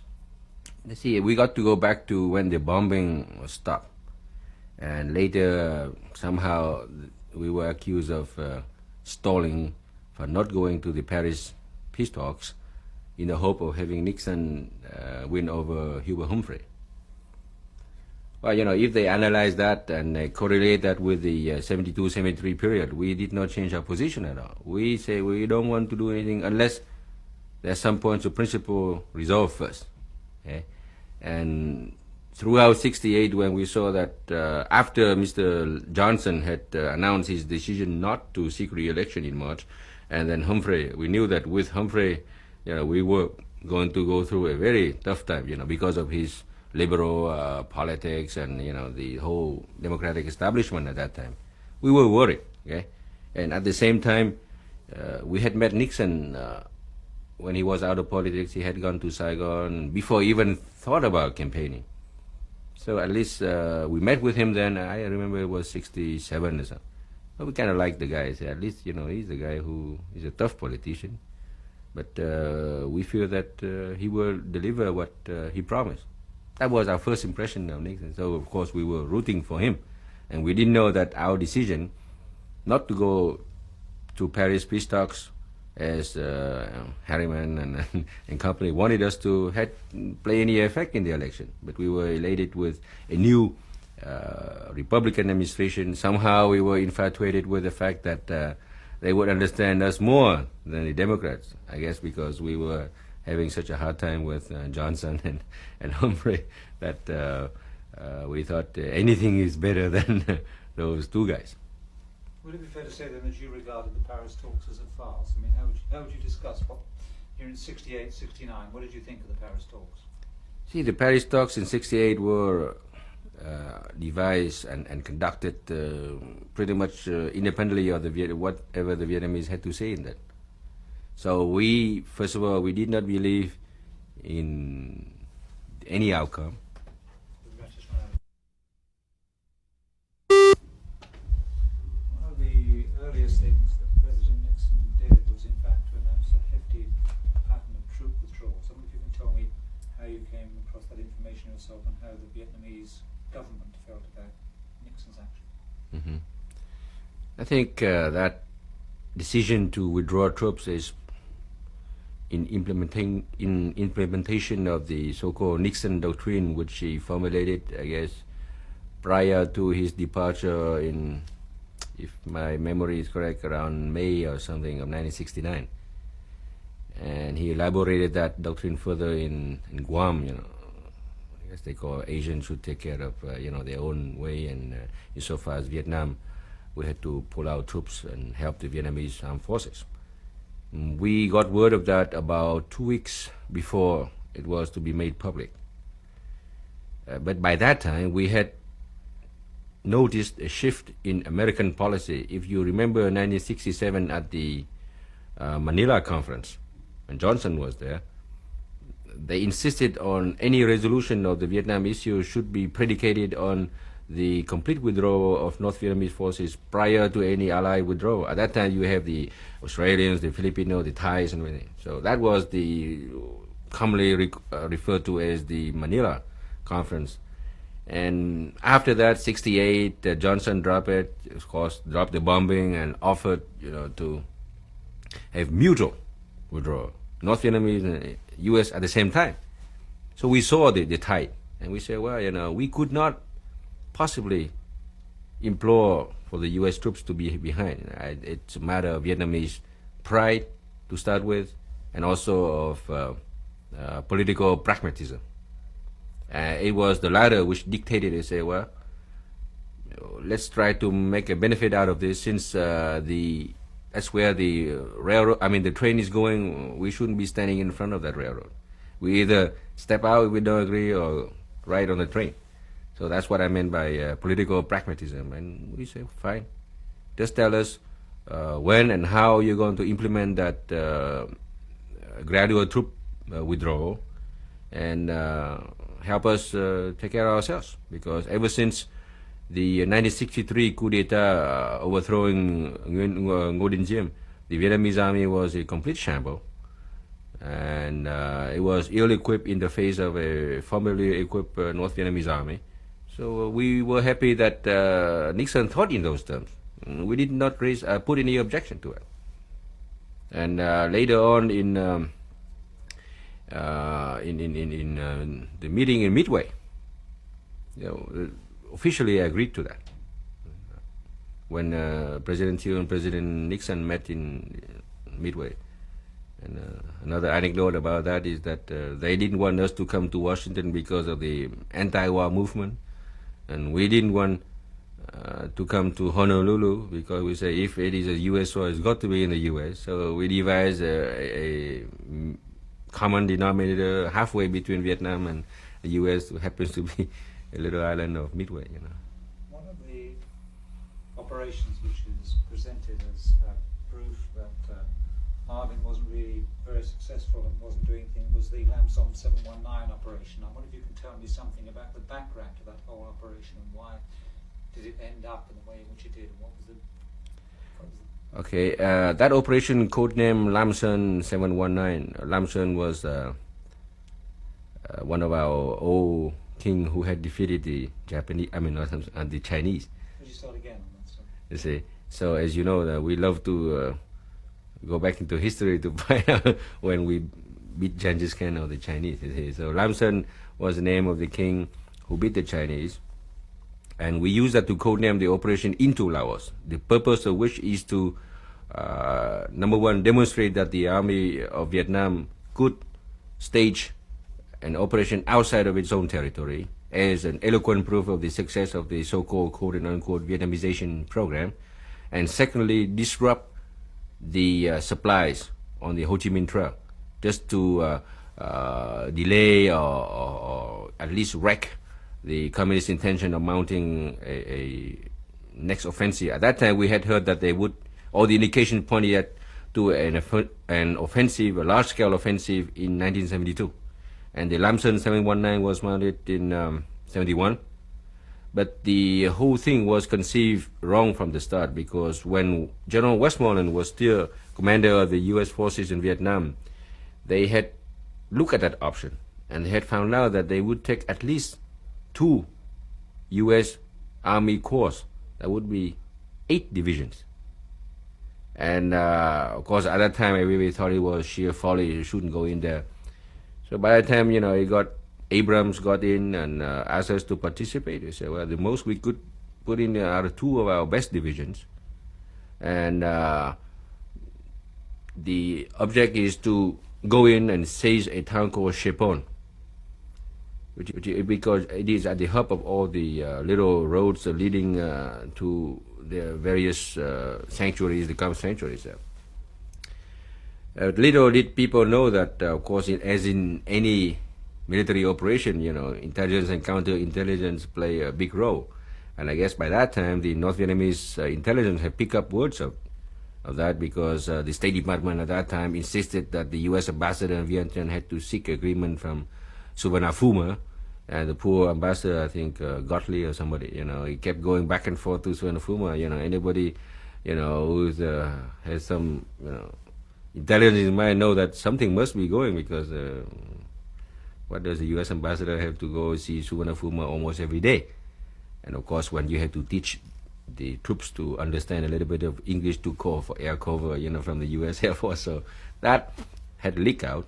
And as a result, when the South Vietnamese army went into that, they got a strong resistance from the entrenched North Vietnamese army in there. We went in something like, we put in 1 brigade where the communists had about 2 divisions waiting. And as I was saying before this, there was only 1 road leading from our border to that spot called Chepon. And they were waiting for us on top of the hill. They just rained in artillery. That's why a whole brigade of tanks. And after that, completely demoralized and in a way broke the effect of surprise and did not give us the success we had anticipated. Okay? Because we wanted to prove the success of the Vietnamization program, which had succeeded very well during the Cambodian incursion. Okay, the Vietnamese army at that time with the U.S. army did perform well, but when they got into Lamson and the first time you attack an enemy into its entrenched position, I am not a military tactician, but looking at the plan and say, 1 man, attacking a guy who is there, you should have 3 guys to dislodge 1 guy. Okay, this guy is sitting there waiting, and these aftermath of that operation took its toll on not only the credibility of the South Vietnamese armed forces to perform But worse, it had encouraged those so-called liberal within the U.S. Congress and the public opinion, media, molding people to seriously doubt, whether the U.S. Army should still continue on with the Vietnamese program. For us, on the Vietnamese side, we knew that we had suffered some setback. The casualties were very high, but at least we knew that we had to face that kind of situation once the U.S. pulled out. So it was a very valuable lesson for the South Vietnamese army. It was a very costly. The casualties about first week at 3,000 or 4,000, just like that. It was too much to to sustain anyway.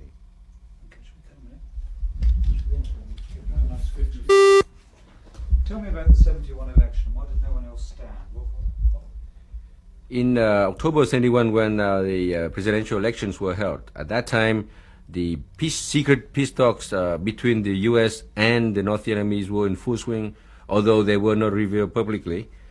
And the outcome of any presidential election in Vietnam had to affect the pursuit of the secret negotiations. And we, on the South Vietnamese side, believe that the North Vietnamese tried their best to oust Mr. Thiệu. So in October 71, when we got ready to take the campaign and found out that Mr. Minh and Mr. Key, although they had declared their intention to run at the last minute, drop out just to embarrass Mr. Thiệu, and at the same time, there was a political consensus in our country to postpone the election. Okay, so that more candidates could join, or the modalities for the election can be changed to allow more people in.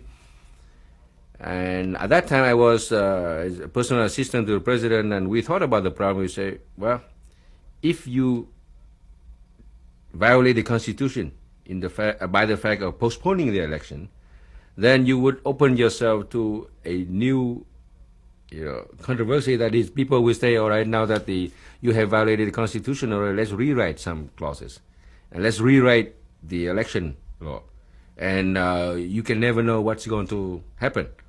And at that time, we were privy to some of the secret talks between Kissinger and the North Vietnamese. We knew that we should not let the Vietnamese have the benefit of a political chaos in Vietnam. We might suffer personally, insofar as Mr. Thiệu being branded as a one-man election or conducting a referendum, but we should at least. I'd like to take you back to the election. You were just telling me about the need, if the election wasn't held, to possibly rewrite the Constitution. I'd like you to carry on dealing with that and to tell me why do you think there were no other candidates? As I said before, there were two major candidates, okay, that could give the election a much more exciting character. But about 1 month before the election was supposed to take place, they dropped out, and there were a lot of rumors flying around town that they had taken some money, were not participating, and just embarrassing Mr. Thiệu, and thereby forcing the elections to be postponed. And once the elections are postponed, then the need will arise to have the electoral procedures amended, and hence amending some constitutional clauses. So we saw the danger, not so much because we were afraid of losing the election, but because of the political chaos that would surely follow, and that would be a very ripe moment for the communists to exploit. And at that time, I remember during one session, we made a very painful decision to say, all right, we're going to take on the blunt of the criticism, not only from the U.S. media, maybe from the world media, but also from our own people.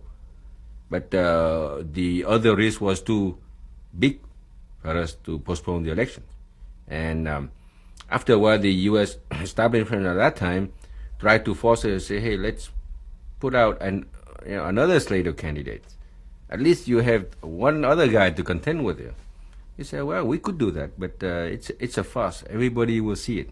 So I'd rather stick to my old game. If the other two independent ones had dropped out, and now I'm going to suddenly prop up another candidate, everybody will know that I, set him up. And I remember, using the analogy, I say, if I were to go in the ring, I'd rather fight Cassius Clay rather than some miserable little, wino, you see. So that's how we went in with our business and had the election held as usual. And that really played a major role in the communist strategy in the secret negotiations. They could not, at that time, that's when they really embarked on the full swing of the negotiation. That was a very critical turn in the Vietnamese politics, that election of 71.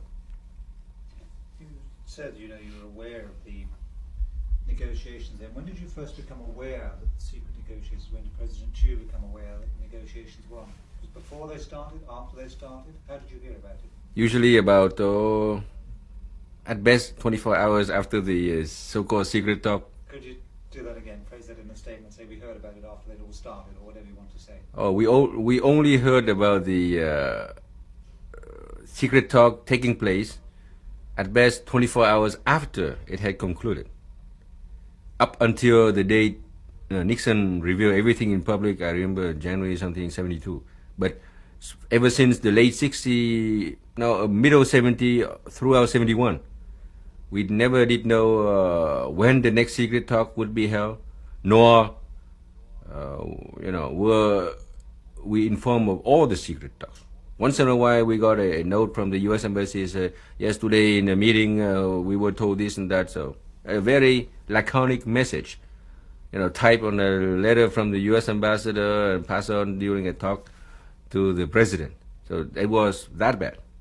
Okay? And after the secret talks were revealed in public, then we were kept informed of a upcoming meeting, and then the results of the meeting were completely different, as I probably will lead to in arriving at the October 1972. So to make the point that we were not completely 100% informed of what went on between the U.S. side and the North Vietnamese side in Paris or wherever, secret talks or bilateral through the Russians or through the Chinese. We always say, oh yes, we saw them, we're still negotiating. So that was the kind of attitude. Before we get on to the business of October, what did you feel about the Nixon visit to China? That must have raised quite a few. What did you feel about the whole overtures to communist China by Nixon? What did you think that meant? Let's see. Before President Nixon went to China, I somehow got a very weird impression that the U.S. might be changing policy so far as the Pacific Basin is concerned. Because while I was in Vietnam, I must admit I'm a very voracious reader of the U.S. press and the European press. And reading the press in the U.S. and the columnists, the so-called deep backgrounder, not attributable, all that. So I sensed something. That's why I deliberately made a trip to the U.S. And lo and behold, when I was there, I was in Washington for 4 days when they announced that Mr. Nixon would visit China. I remember at that time calling my president back home and say, this is indeed a serious turn of the American political doctrine, and we have to examine our own internal situation in the light of that. And I remember asking why. I said, if now the U.S. decide to go to China, thereby, changing their policy with Taiwan, they're going to do the same thing in Vietnam. And when I came back to Saigon, we had a long discussion with him. I remember, he had his helicopter pick me up at the airport and fly me right away to his rest home. And we got into a long discussion, and that's when he and I disagreed insofar as the U.S. new position. He said, well, do you think that the U.S. will abandon this part of the world to the Russians and the Chinese? And I told him, I said, well, I cannot predict when. But being educated in the States and having dealt with the Americans a lot, I know that if they cannot get one thing accepted by their people, then you can be assured that they're going to drop it. So it was a very brutal, admission on my part, and he did not agree with it. No, I don't agree with you. I said, well, you just what? You see, that's why I recommend that in our dealings with the States now we have to be very careful and not to be construed as an obstacle to anything. Because if you are portrayed as being something and the whole public opinion is against you, you get no more support in Congress, and no support in Congress, means no aid, and how you going to survive, without that. So it was very critical, and that's when I personally, saw the U.S. position changing, and the events later proved that I was right. Can I just take it back to the 72 Spring Offensive by the communists and the capture of Quang Tri? How did you and the President and the government view that whole development? Did things look very dangerous? Oh, I remember it was a Good Friday, when the North Vietnamese crossed the DMZ and invaded Quang Tri, and thereby provoking a complete debacle of the one division that we had stationed there. And the news that came to Saigon were not 100% accurate. We couldn't even, get raise the general on the telephone. We didn't even know where he was. It was, so pathetic that nobody knew what it was. Even the chairman of Joint Chief of Staff couldn't even follow on the map where would be this battalion, that regiment. It was one of the darkest hours of our history. We were completely bewildered. We couldn't see how come a whole division of Marine and a whole division of Army back with armor and artillery, boom, just like that. Of course, at that time, everybody suspected some, must be some foul play or something. But of course, later it proved that the general who commanded that area was a lousy general, and he was thrusted into a position which was too big for him, and thereby, when he faced 4 divisions of the North Vietnamese army, he was scared. Okay? But that particular invasion later reinforced us that we are not going to have any political settlement. Although the communists profess in their secret or public sessions that they are they like to negotiate an end to the war peacefully, we say, no way. And thanks to our quick actions, it took us 4 days, a complete disorientation, before we stopped the tidal wave of the communists by removing this general, that general, putting a better general up there. And that was when we were convinced that if anything to end the Vietnam situation, it would be through a final, the last hurrah, as we like to call it. Let's move on now to October. When did you first know about the October breakthrough? And one of you can tell me about the visit of Kissinger. Just think yourself back to the middle of October 1972. What happened? Well, in the public's mind, the October negotiation between the U.S. and the North Vietnamese and the South Vietnamese had its roots way back in April, right after the communist invasion. That was when Kissinger flew to Moscow. Many more secret proposals were tabled at the secret talks, and that was when the North Vietnamese realized that they could not topple the South Vietnamese by that invasion. They said, well, we had to be resigned. Let's go through another stratagem, where political undermining the South Vietnamese, because the communists are adept in what they call fight, and talk. Okay? If they cannot succeed in their fight stage, then they go to the stage talk. They always alternate that. And so during May, June, July, August, Kissinger had a lot of meetings with the North Vietnamese. Yeah.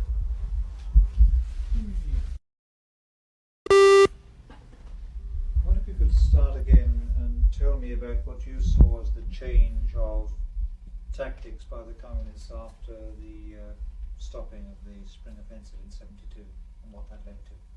After the communists realized that they failed during the April 72 invasion, they changed their tactic back to political harassment and political negotiations, thereby proposing in various secret talks with Kissinger many formulas to arrive at a political settlement.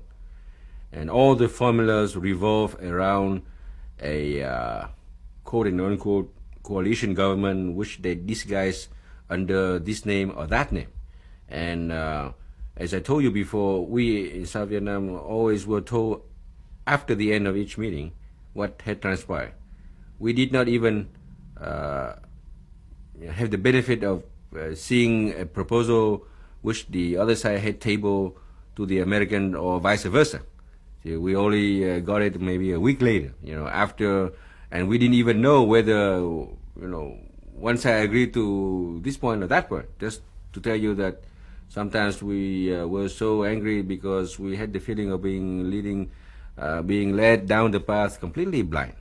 And that was very important because our attitude in October of '72 not only demonstrate our how should I say it, our anger of being told about the peace settlement at the last minute, because prior to Kissinger's arriving in Saigon on October 18, we were led to believe that the October 8 until October 12 sessions concern some of the asinine issues that the communists still wanted to discuss. Not once were we told that during October 8 to 12, the communists had advanced what was later to be called a proposal to end the war in Vietnam, which on October 19, Kissinger showed it to us. That was the first time we saw the text. So that to tell you, how these so-called Allied negotiations on the peace in Vietnam started. We had to deal with a document which we didn't have any knowledge of. The only thing we were told was that yes, there was a meeting from October 8 to October 12, and Mr. Kissinger should be arriving in Saigon to discuss with you further. That was it. And what did you feel as the proposal was laid before you? What was your reaction, and what was the reaction of President Chu and the rest of the cabinet? I remember that I guess October 19 when when Kissinger arrived, and the meeting started at 11 a.m. And we were not, as I told you, we were not given the text of the agreement. So he opened the remark by, capsulizing the whole 24 pages into half an hour, or 45 minutes talk, and further elaboration. This was the time when he told us, which we were completely incredulous, that he said, well, this new settlement is the complete deterioration of the North Vietnamese position, and even Mr. Le Duc Tho, embraced me and wept. At which time, I stared at him in complete disbelief. I say, Le Duc Tho, an old communist hand, weeping? And I made the joke, which he didn't like to me. I said, be careful of the crocodile tears, I say, because we don't believe the communists in crying anything, and communists are not known to show emotions. But just a little anecdote to tell you that we completely, could not see how in the world he interpreted this agreement. And by that time, we haven't seen the text yet, mind you. Okay? So we said, fine, thank you. Could we see the text? And we want to have time to study the text. Of course, they gave us the text in English. At that time, I thought, if our opposition knew that at this moment we were discussing the fate of a country in a text in English, boy, it would be so bad that we shouldn't even think about it. So I said, where's the Vietnamese text? Oh, we forgot. And I said, what do you mean you forgot? The other side, I know they don't present a text to you in English. Between Vietnamese, we know each other. There's something called national pride. When you present your own language, you say, oh, this is a good translation. We have our own translators. I don't know what is the name of the guy he gave. I say, you mean to tell me an American is, understand Vietnamese better than a Vietnamese? We want to see the Vietnamese text. Okay, so the meeting adjourned on that note with our side, telling them, okay, we're going to study this one. But in the meantime, get us the Vietnamese text. It took us 24 hours to get the Vietnamese text. But in the meanwhile, we studied the American translation of the text. We found out that... Just stop a minute.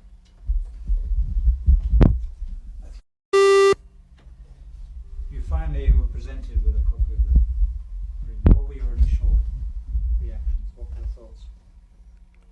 Well, after we finished reading the 20 pages or so of the agreement, we realized that this is a very bad document to start with. Number two, it did not change in any way the communist position. It was just worded differently. And number three, the fact that the Americans, presented to us and told us it was the best they could have obtained is very ominous, because it means that the Americans are out to push us to accept that. So against that backdrop, we went in further digging into the treaty and found out that there were things that were not even discussed, that we completely had rejected during the previous secret negotiations, and we thought that the American side had agreed with us to not to raise the issues anymore. And now we see that those matters being brought up again by the communists in one form or another. We noticed, first of all, the first blatant error was that the document referred to the 3 states of Indochina. And, I was the first one that said, I don't know how you decide to have 3 states, but there have always been 4 states.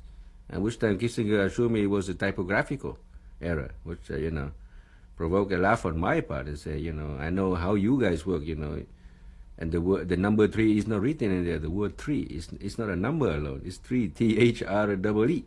So that was one thing that we didn't like. And the second thing, on the very important issue of the coalition government being disguised under the so-called National Council for National Reconciliation and Concord. But the communists had been a little bit smarter than the US side by putting an adjective in front of that name. They call it an administrative structure called National Council and so on and so.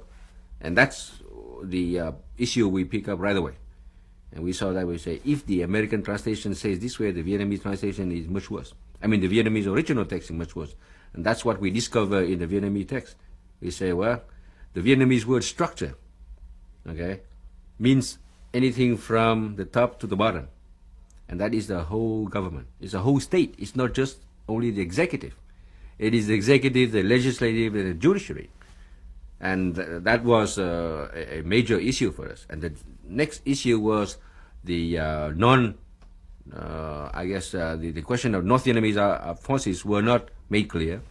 And the question of DMZ was completely erased in violation of 62 Accords. And we told them, I said, well, we don't mind going back to the 1962 Geneva Accords on the DMZ. But how come you let it slip this time? So those were 4 or 5 major points of principle that we argue. And as the subsequent days proved, we came up with our famous list of 26 points, which are in a way elaboration of our major points of substance. Would it be fair, and I wonder if you put this, would it be fair to say that it was the South Vietnamese government then that prevented the signing of that agreement in October? Do you think what was the cause for the lack of the initialing in Hanoi? Right. By that time, when we were given the text of the agreement, and we were told that we have a few days to agree to for Kissinger to go to Hanoi and issue that, our first reaction is, we are ready at any time to sign a peace agreement. A peace to be signed has got to be a good and workable peace. And number 2 is that I don't think you should negotiate against a deadline. We never, we the Vietnamese never negotiate with a deadline in hand. Why should we meet such and such a day so that you can go to Hanoi on such and such a day? We don't understand it. And by the way, we were not told about this one before. We were told about something else, but we were not told about this peace agreement, which, you had talked to the other side for the last 2 weeks. And anyway, the substance of the peace is not acceptable to us. So we cannot sign anything unless it is acceptable. We have not fought this war for a quarter century just to completely surrender to the communists. And that's what it is if we were to sign the peace. And that's how we objected to Kissinger during the 3 days he met with us. He said, no way. Unless these points are resolved, we're not going to sign. Because if we sign that, it would be a complete surrender of our side to the communists. And we didn't fight this war for a quarter century just to do this, and to give you the sheer pleasure of having to initial that in Hanoi and be a hero. The terms of the agreement, as as I understand them, the October 1811 would leave North Vietnamese troops in place. Was this an acceptable position? I mean, did the government ever accept? The South Vietnamese government never did accept to have the North Vietnamese army stationed in South Vietnam, nor was it resigned to the fact that there's nothing that could be done about it. Way back in January of '72, when I guess the 25th of January, when Nixon made the famous speech about withdrawing the troops, and 7 months later having the presidential election in South Vietnam and withdrawing of the forces, the question of the North Vietnamese troops at that time was taken care of by a very clever sentence. If I'm correct, it says that the question of armed forces, non-South Vietnamese armed forces have to remain within the boundaries of their own state or something. So we had devised that formula to show that in South Vietnam there's not going to be anything but South Vietnamese armed forces, our own or whatever the so-called People's National Liberation have. So that implicitly means that the North Vietnamese army should go home. So, and later on during the May '72 discussion, we were asked to drop that. We say no. And in September of '72, when Kissinger went to Moscow, we officially put in a letter to Bunker to tell him, say, we want to reaffirm our intention not to drop that issue. We're going to cover in one language or another, but we do want the North Vietnamese army to be out of our country if a peace were ever to be achieved. And we maintained that position, and that's why when we were presented with the October '72 draft, and we saw that it was not covered there, we amended to read that the North Vietnamese have to go home. And that's really provoked the Americans' anger and the North Vietnamese too. That was one of our point of substance that we wanted to discuss. Because the October Pieces at Hand speech and later statements by Dr. Kissinger really do give the impression, and indeed our other talks to people in the administration do give the impression that in fact South Vietnam had come to accept the possibility of northern troops. I mean, I'm wondering if you can be, was there ever a situation that the government has said was willing? No, as I told you, during Mr. Kissinger's trip to Moscow in September, we sent him an official letter saying that we do not accept the idea that the North Vietnamese will stay here forever, and that he should make it clear to the communist side through the Russian. But as the events later prove, he never did, make known of our intention, of our resolve to the communist side. So thereby propagating the myth that we had accepted, we were resigned to accept that, and it couldn't be, further from the truth than that. See? And as I say, I still have that letter that I personally wrote. That's why I can remember very vividly the date, September 13, 1972. What sort of pressures was Kissinger putting on you personally to advise President Chu and on the South Vietnamese authorities generally to come to some sort of agreement? How did they conduct themselves with you? You see, when Kissinger came to Saigon in October, he thought at that time that, on the South Vietnamese side, he knew pretty much everybody. And he could count on this guy being, worked upon, this guy being impressed upon, this guy being pressured and that. So the way he presented the peace agreement, everybody felt happy. And I guess at that time he did not realize what kind of role I played with Mr. Thiệu. We were very clever in not letting people know what is a personal assistant to the president, you see. So as the event later proved, which later means only one day, when I was officially designated as, the other guy whom he has to deal with, then he found out that, I could not be had with the so-called, promise. And I remember during one session, he told me, he said, well, let's get this over with. And once we have a peace treaty, you and I will go to Hollywood and, we'll have a grand time. And that was when he pulled out that so-called black book of his, with all the names just to impress me. So I decided to return the comment. I pulled out a black book of mine with all kinds of names, but he didn't know it was a telephone address book.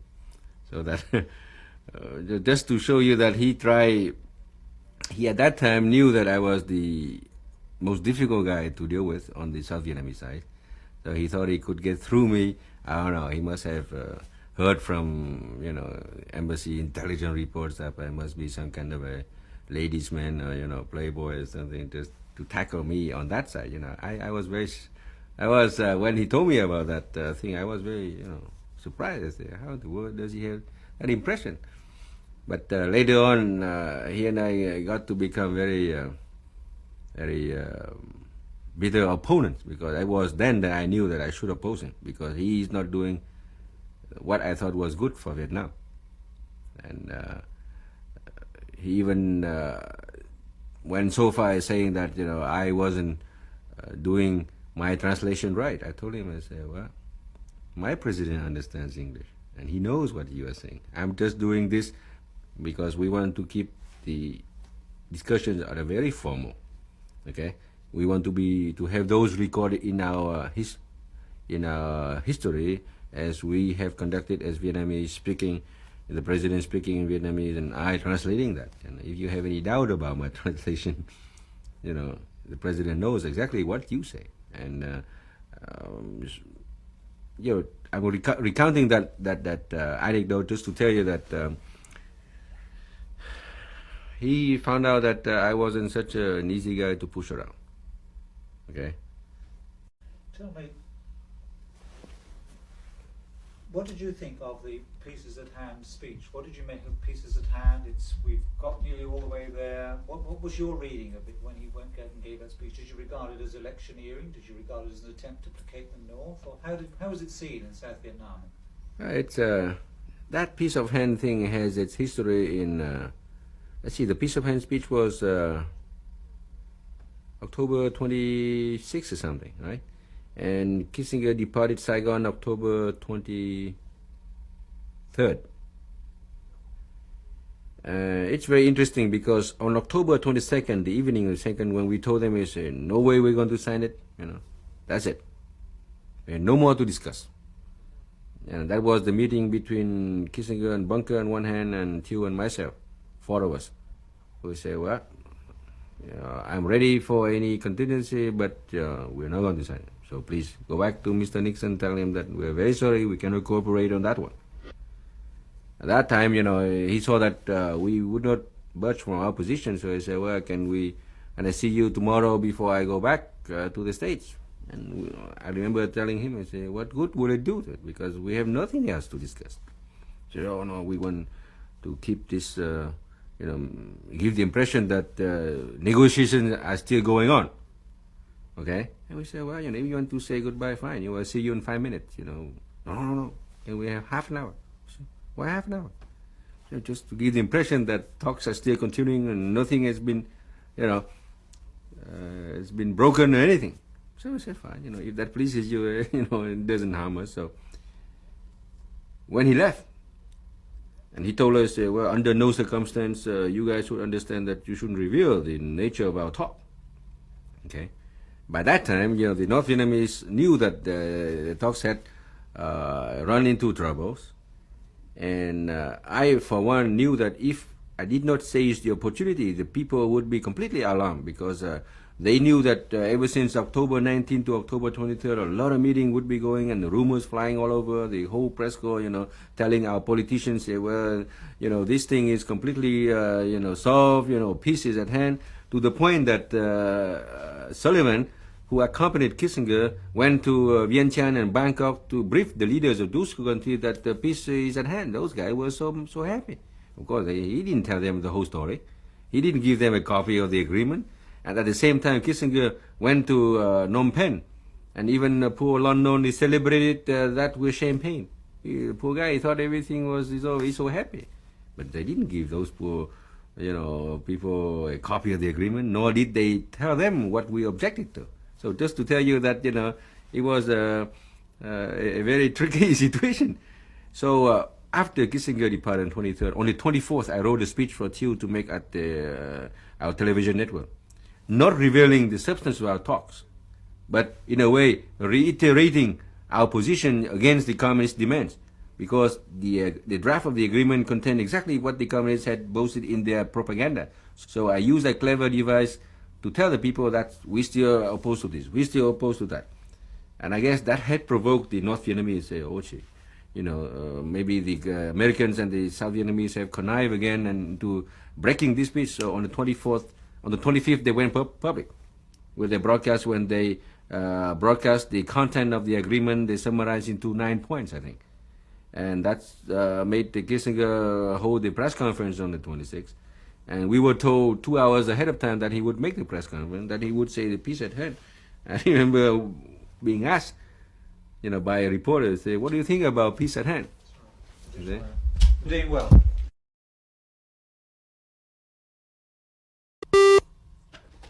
You were asked about what you thought about pieces at hand speech. What did you have to say? When the reporter asked me what I thought about Mr. Kissinger's remark that peace is at hand, I replied, I don't know what Mr. Kissinger meant, but I still see war around the corner. That was my oblique answer to, seemingly,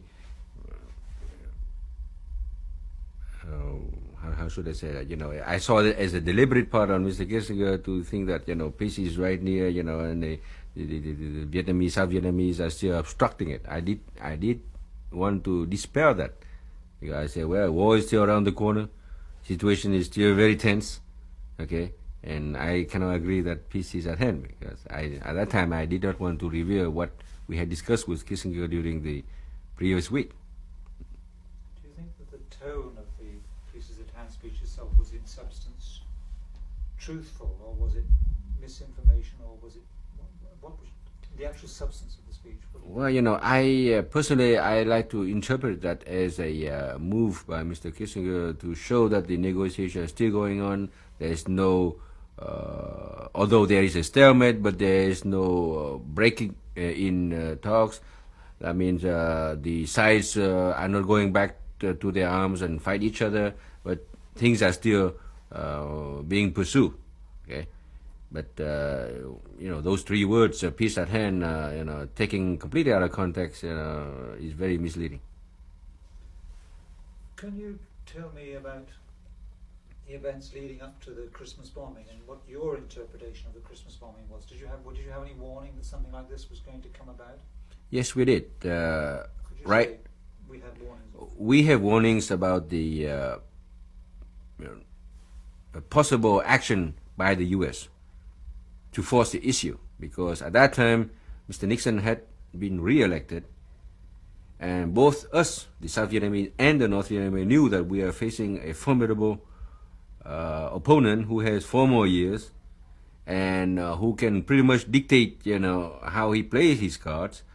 So it was a very tense and very difficult time for us, because at that time we were still being pressed by Haig. After October, Kissinger refused to go back to Vietnam. So Haig came, and we were told countless times by him, by Ambassador Bunker, that we should modify our position, we should do this, we should do that. They had obtained some changes, to please us, but they couldn't get everything we wanted.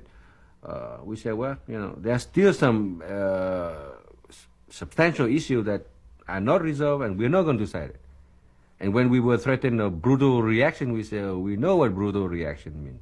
We accept them. And at that time, it was a calculated move from our part. We say, all right, if we were the U.S. Side, they have 2 options. Either do something drastic in South Vietnam or bomb the North.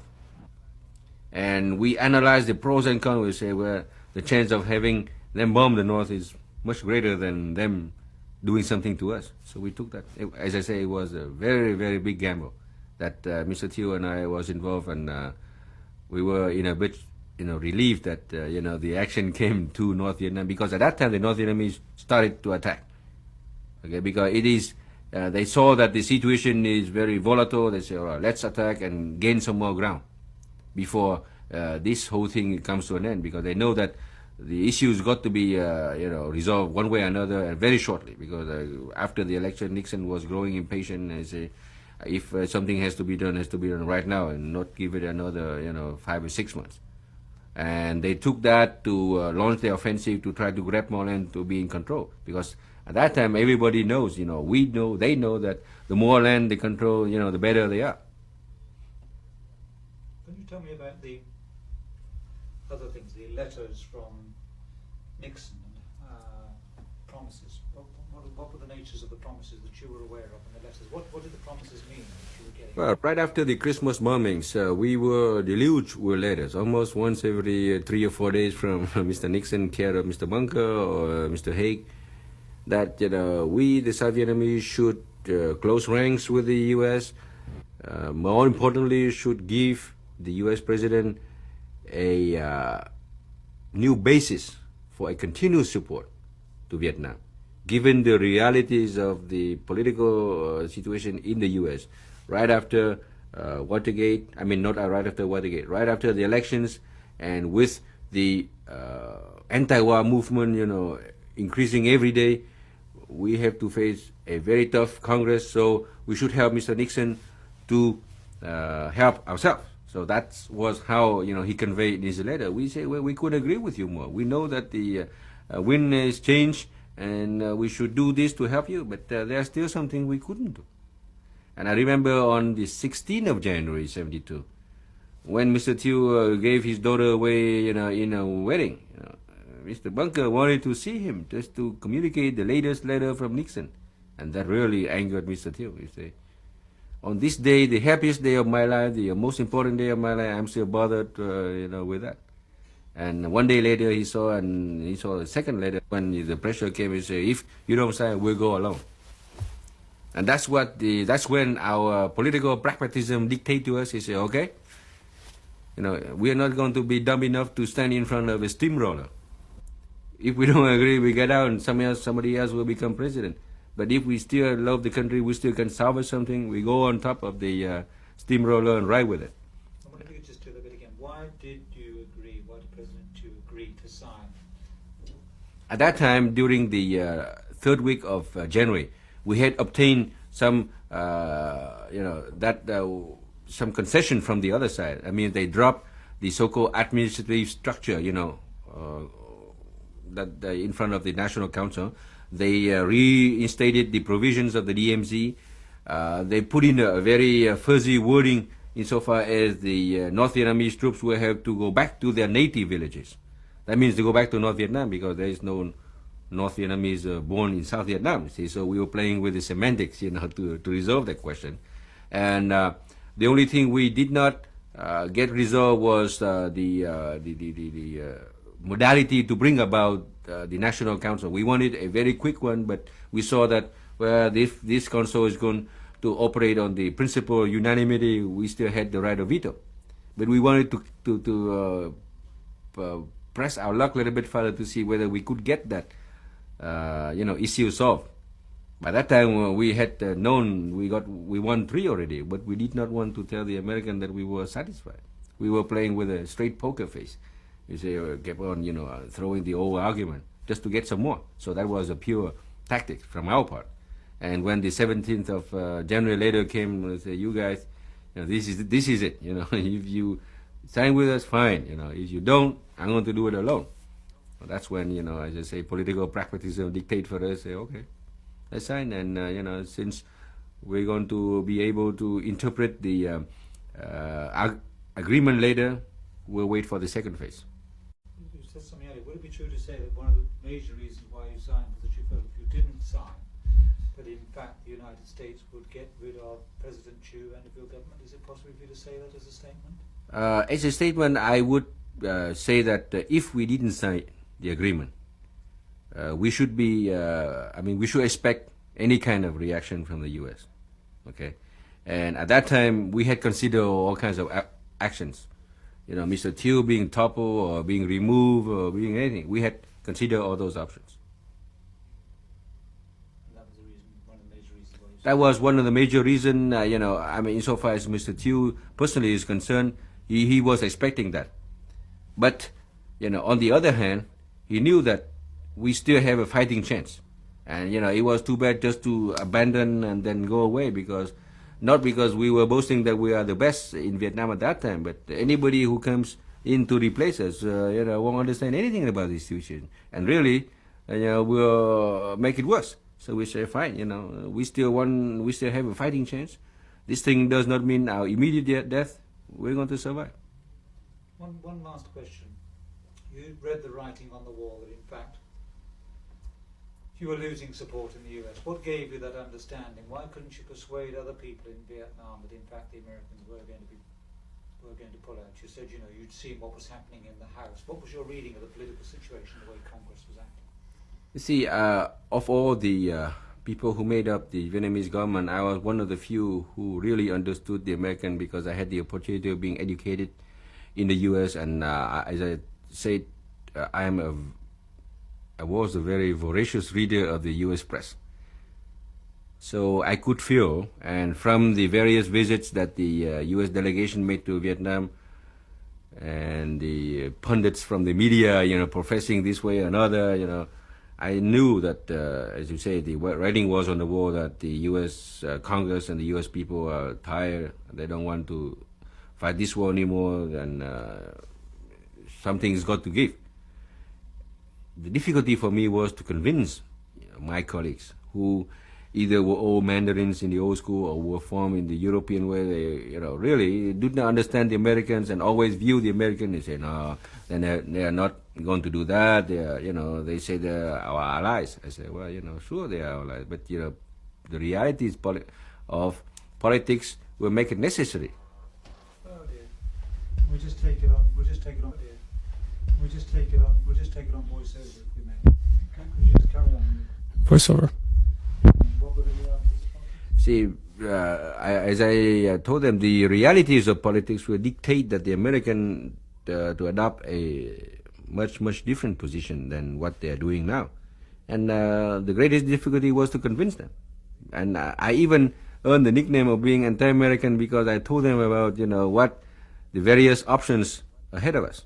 I told them, I don't see how you can call me anti-American. I am trained, as a very good analyst, and these are the various options we should be facing. And for each option, we have to devise a solution.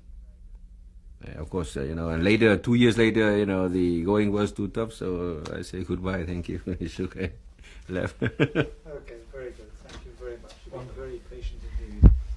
Well, put the right hand.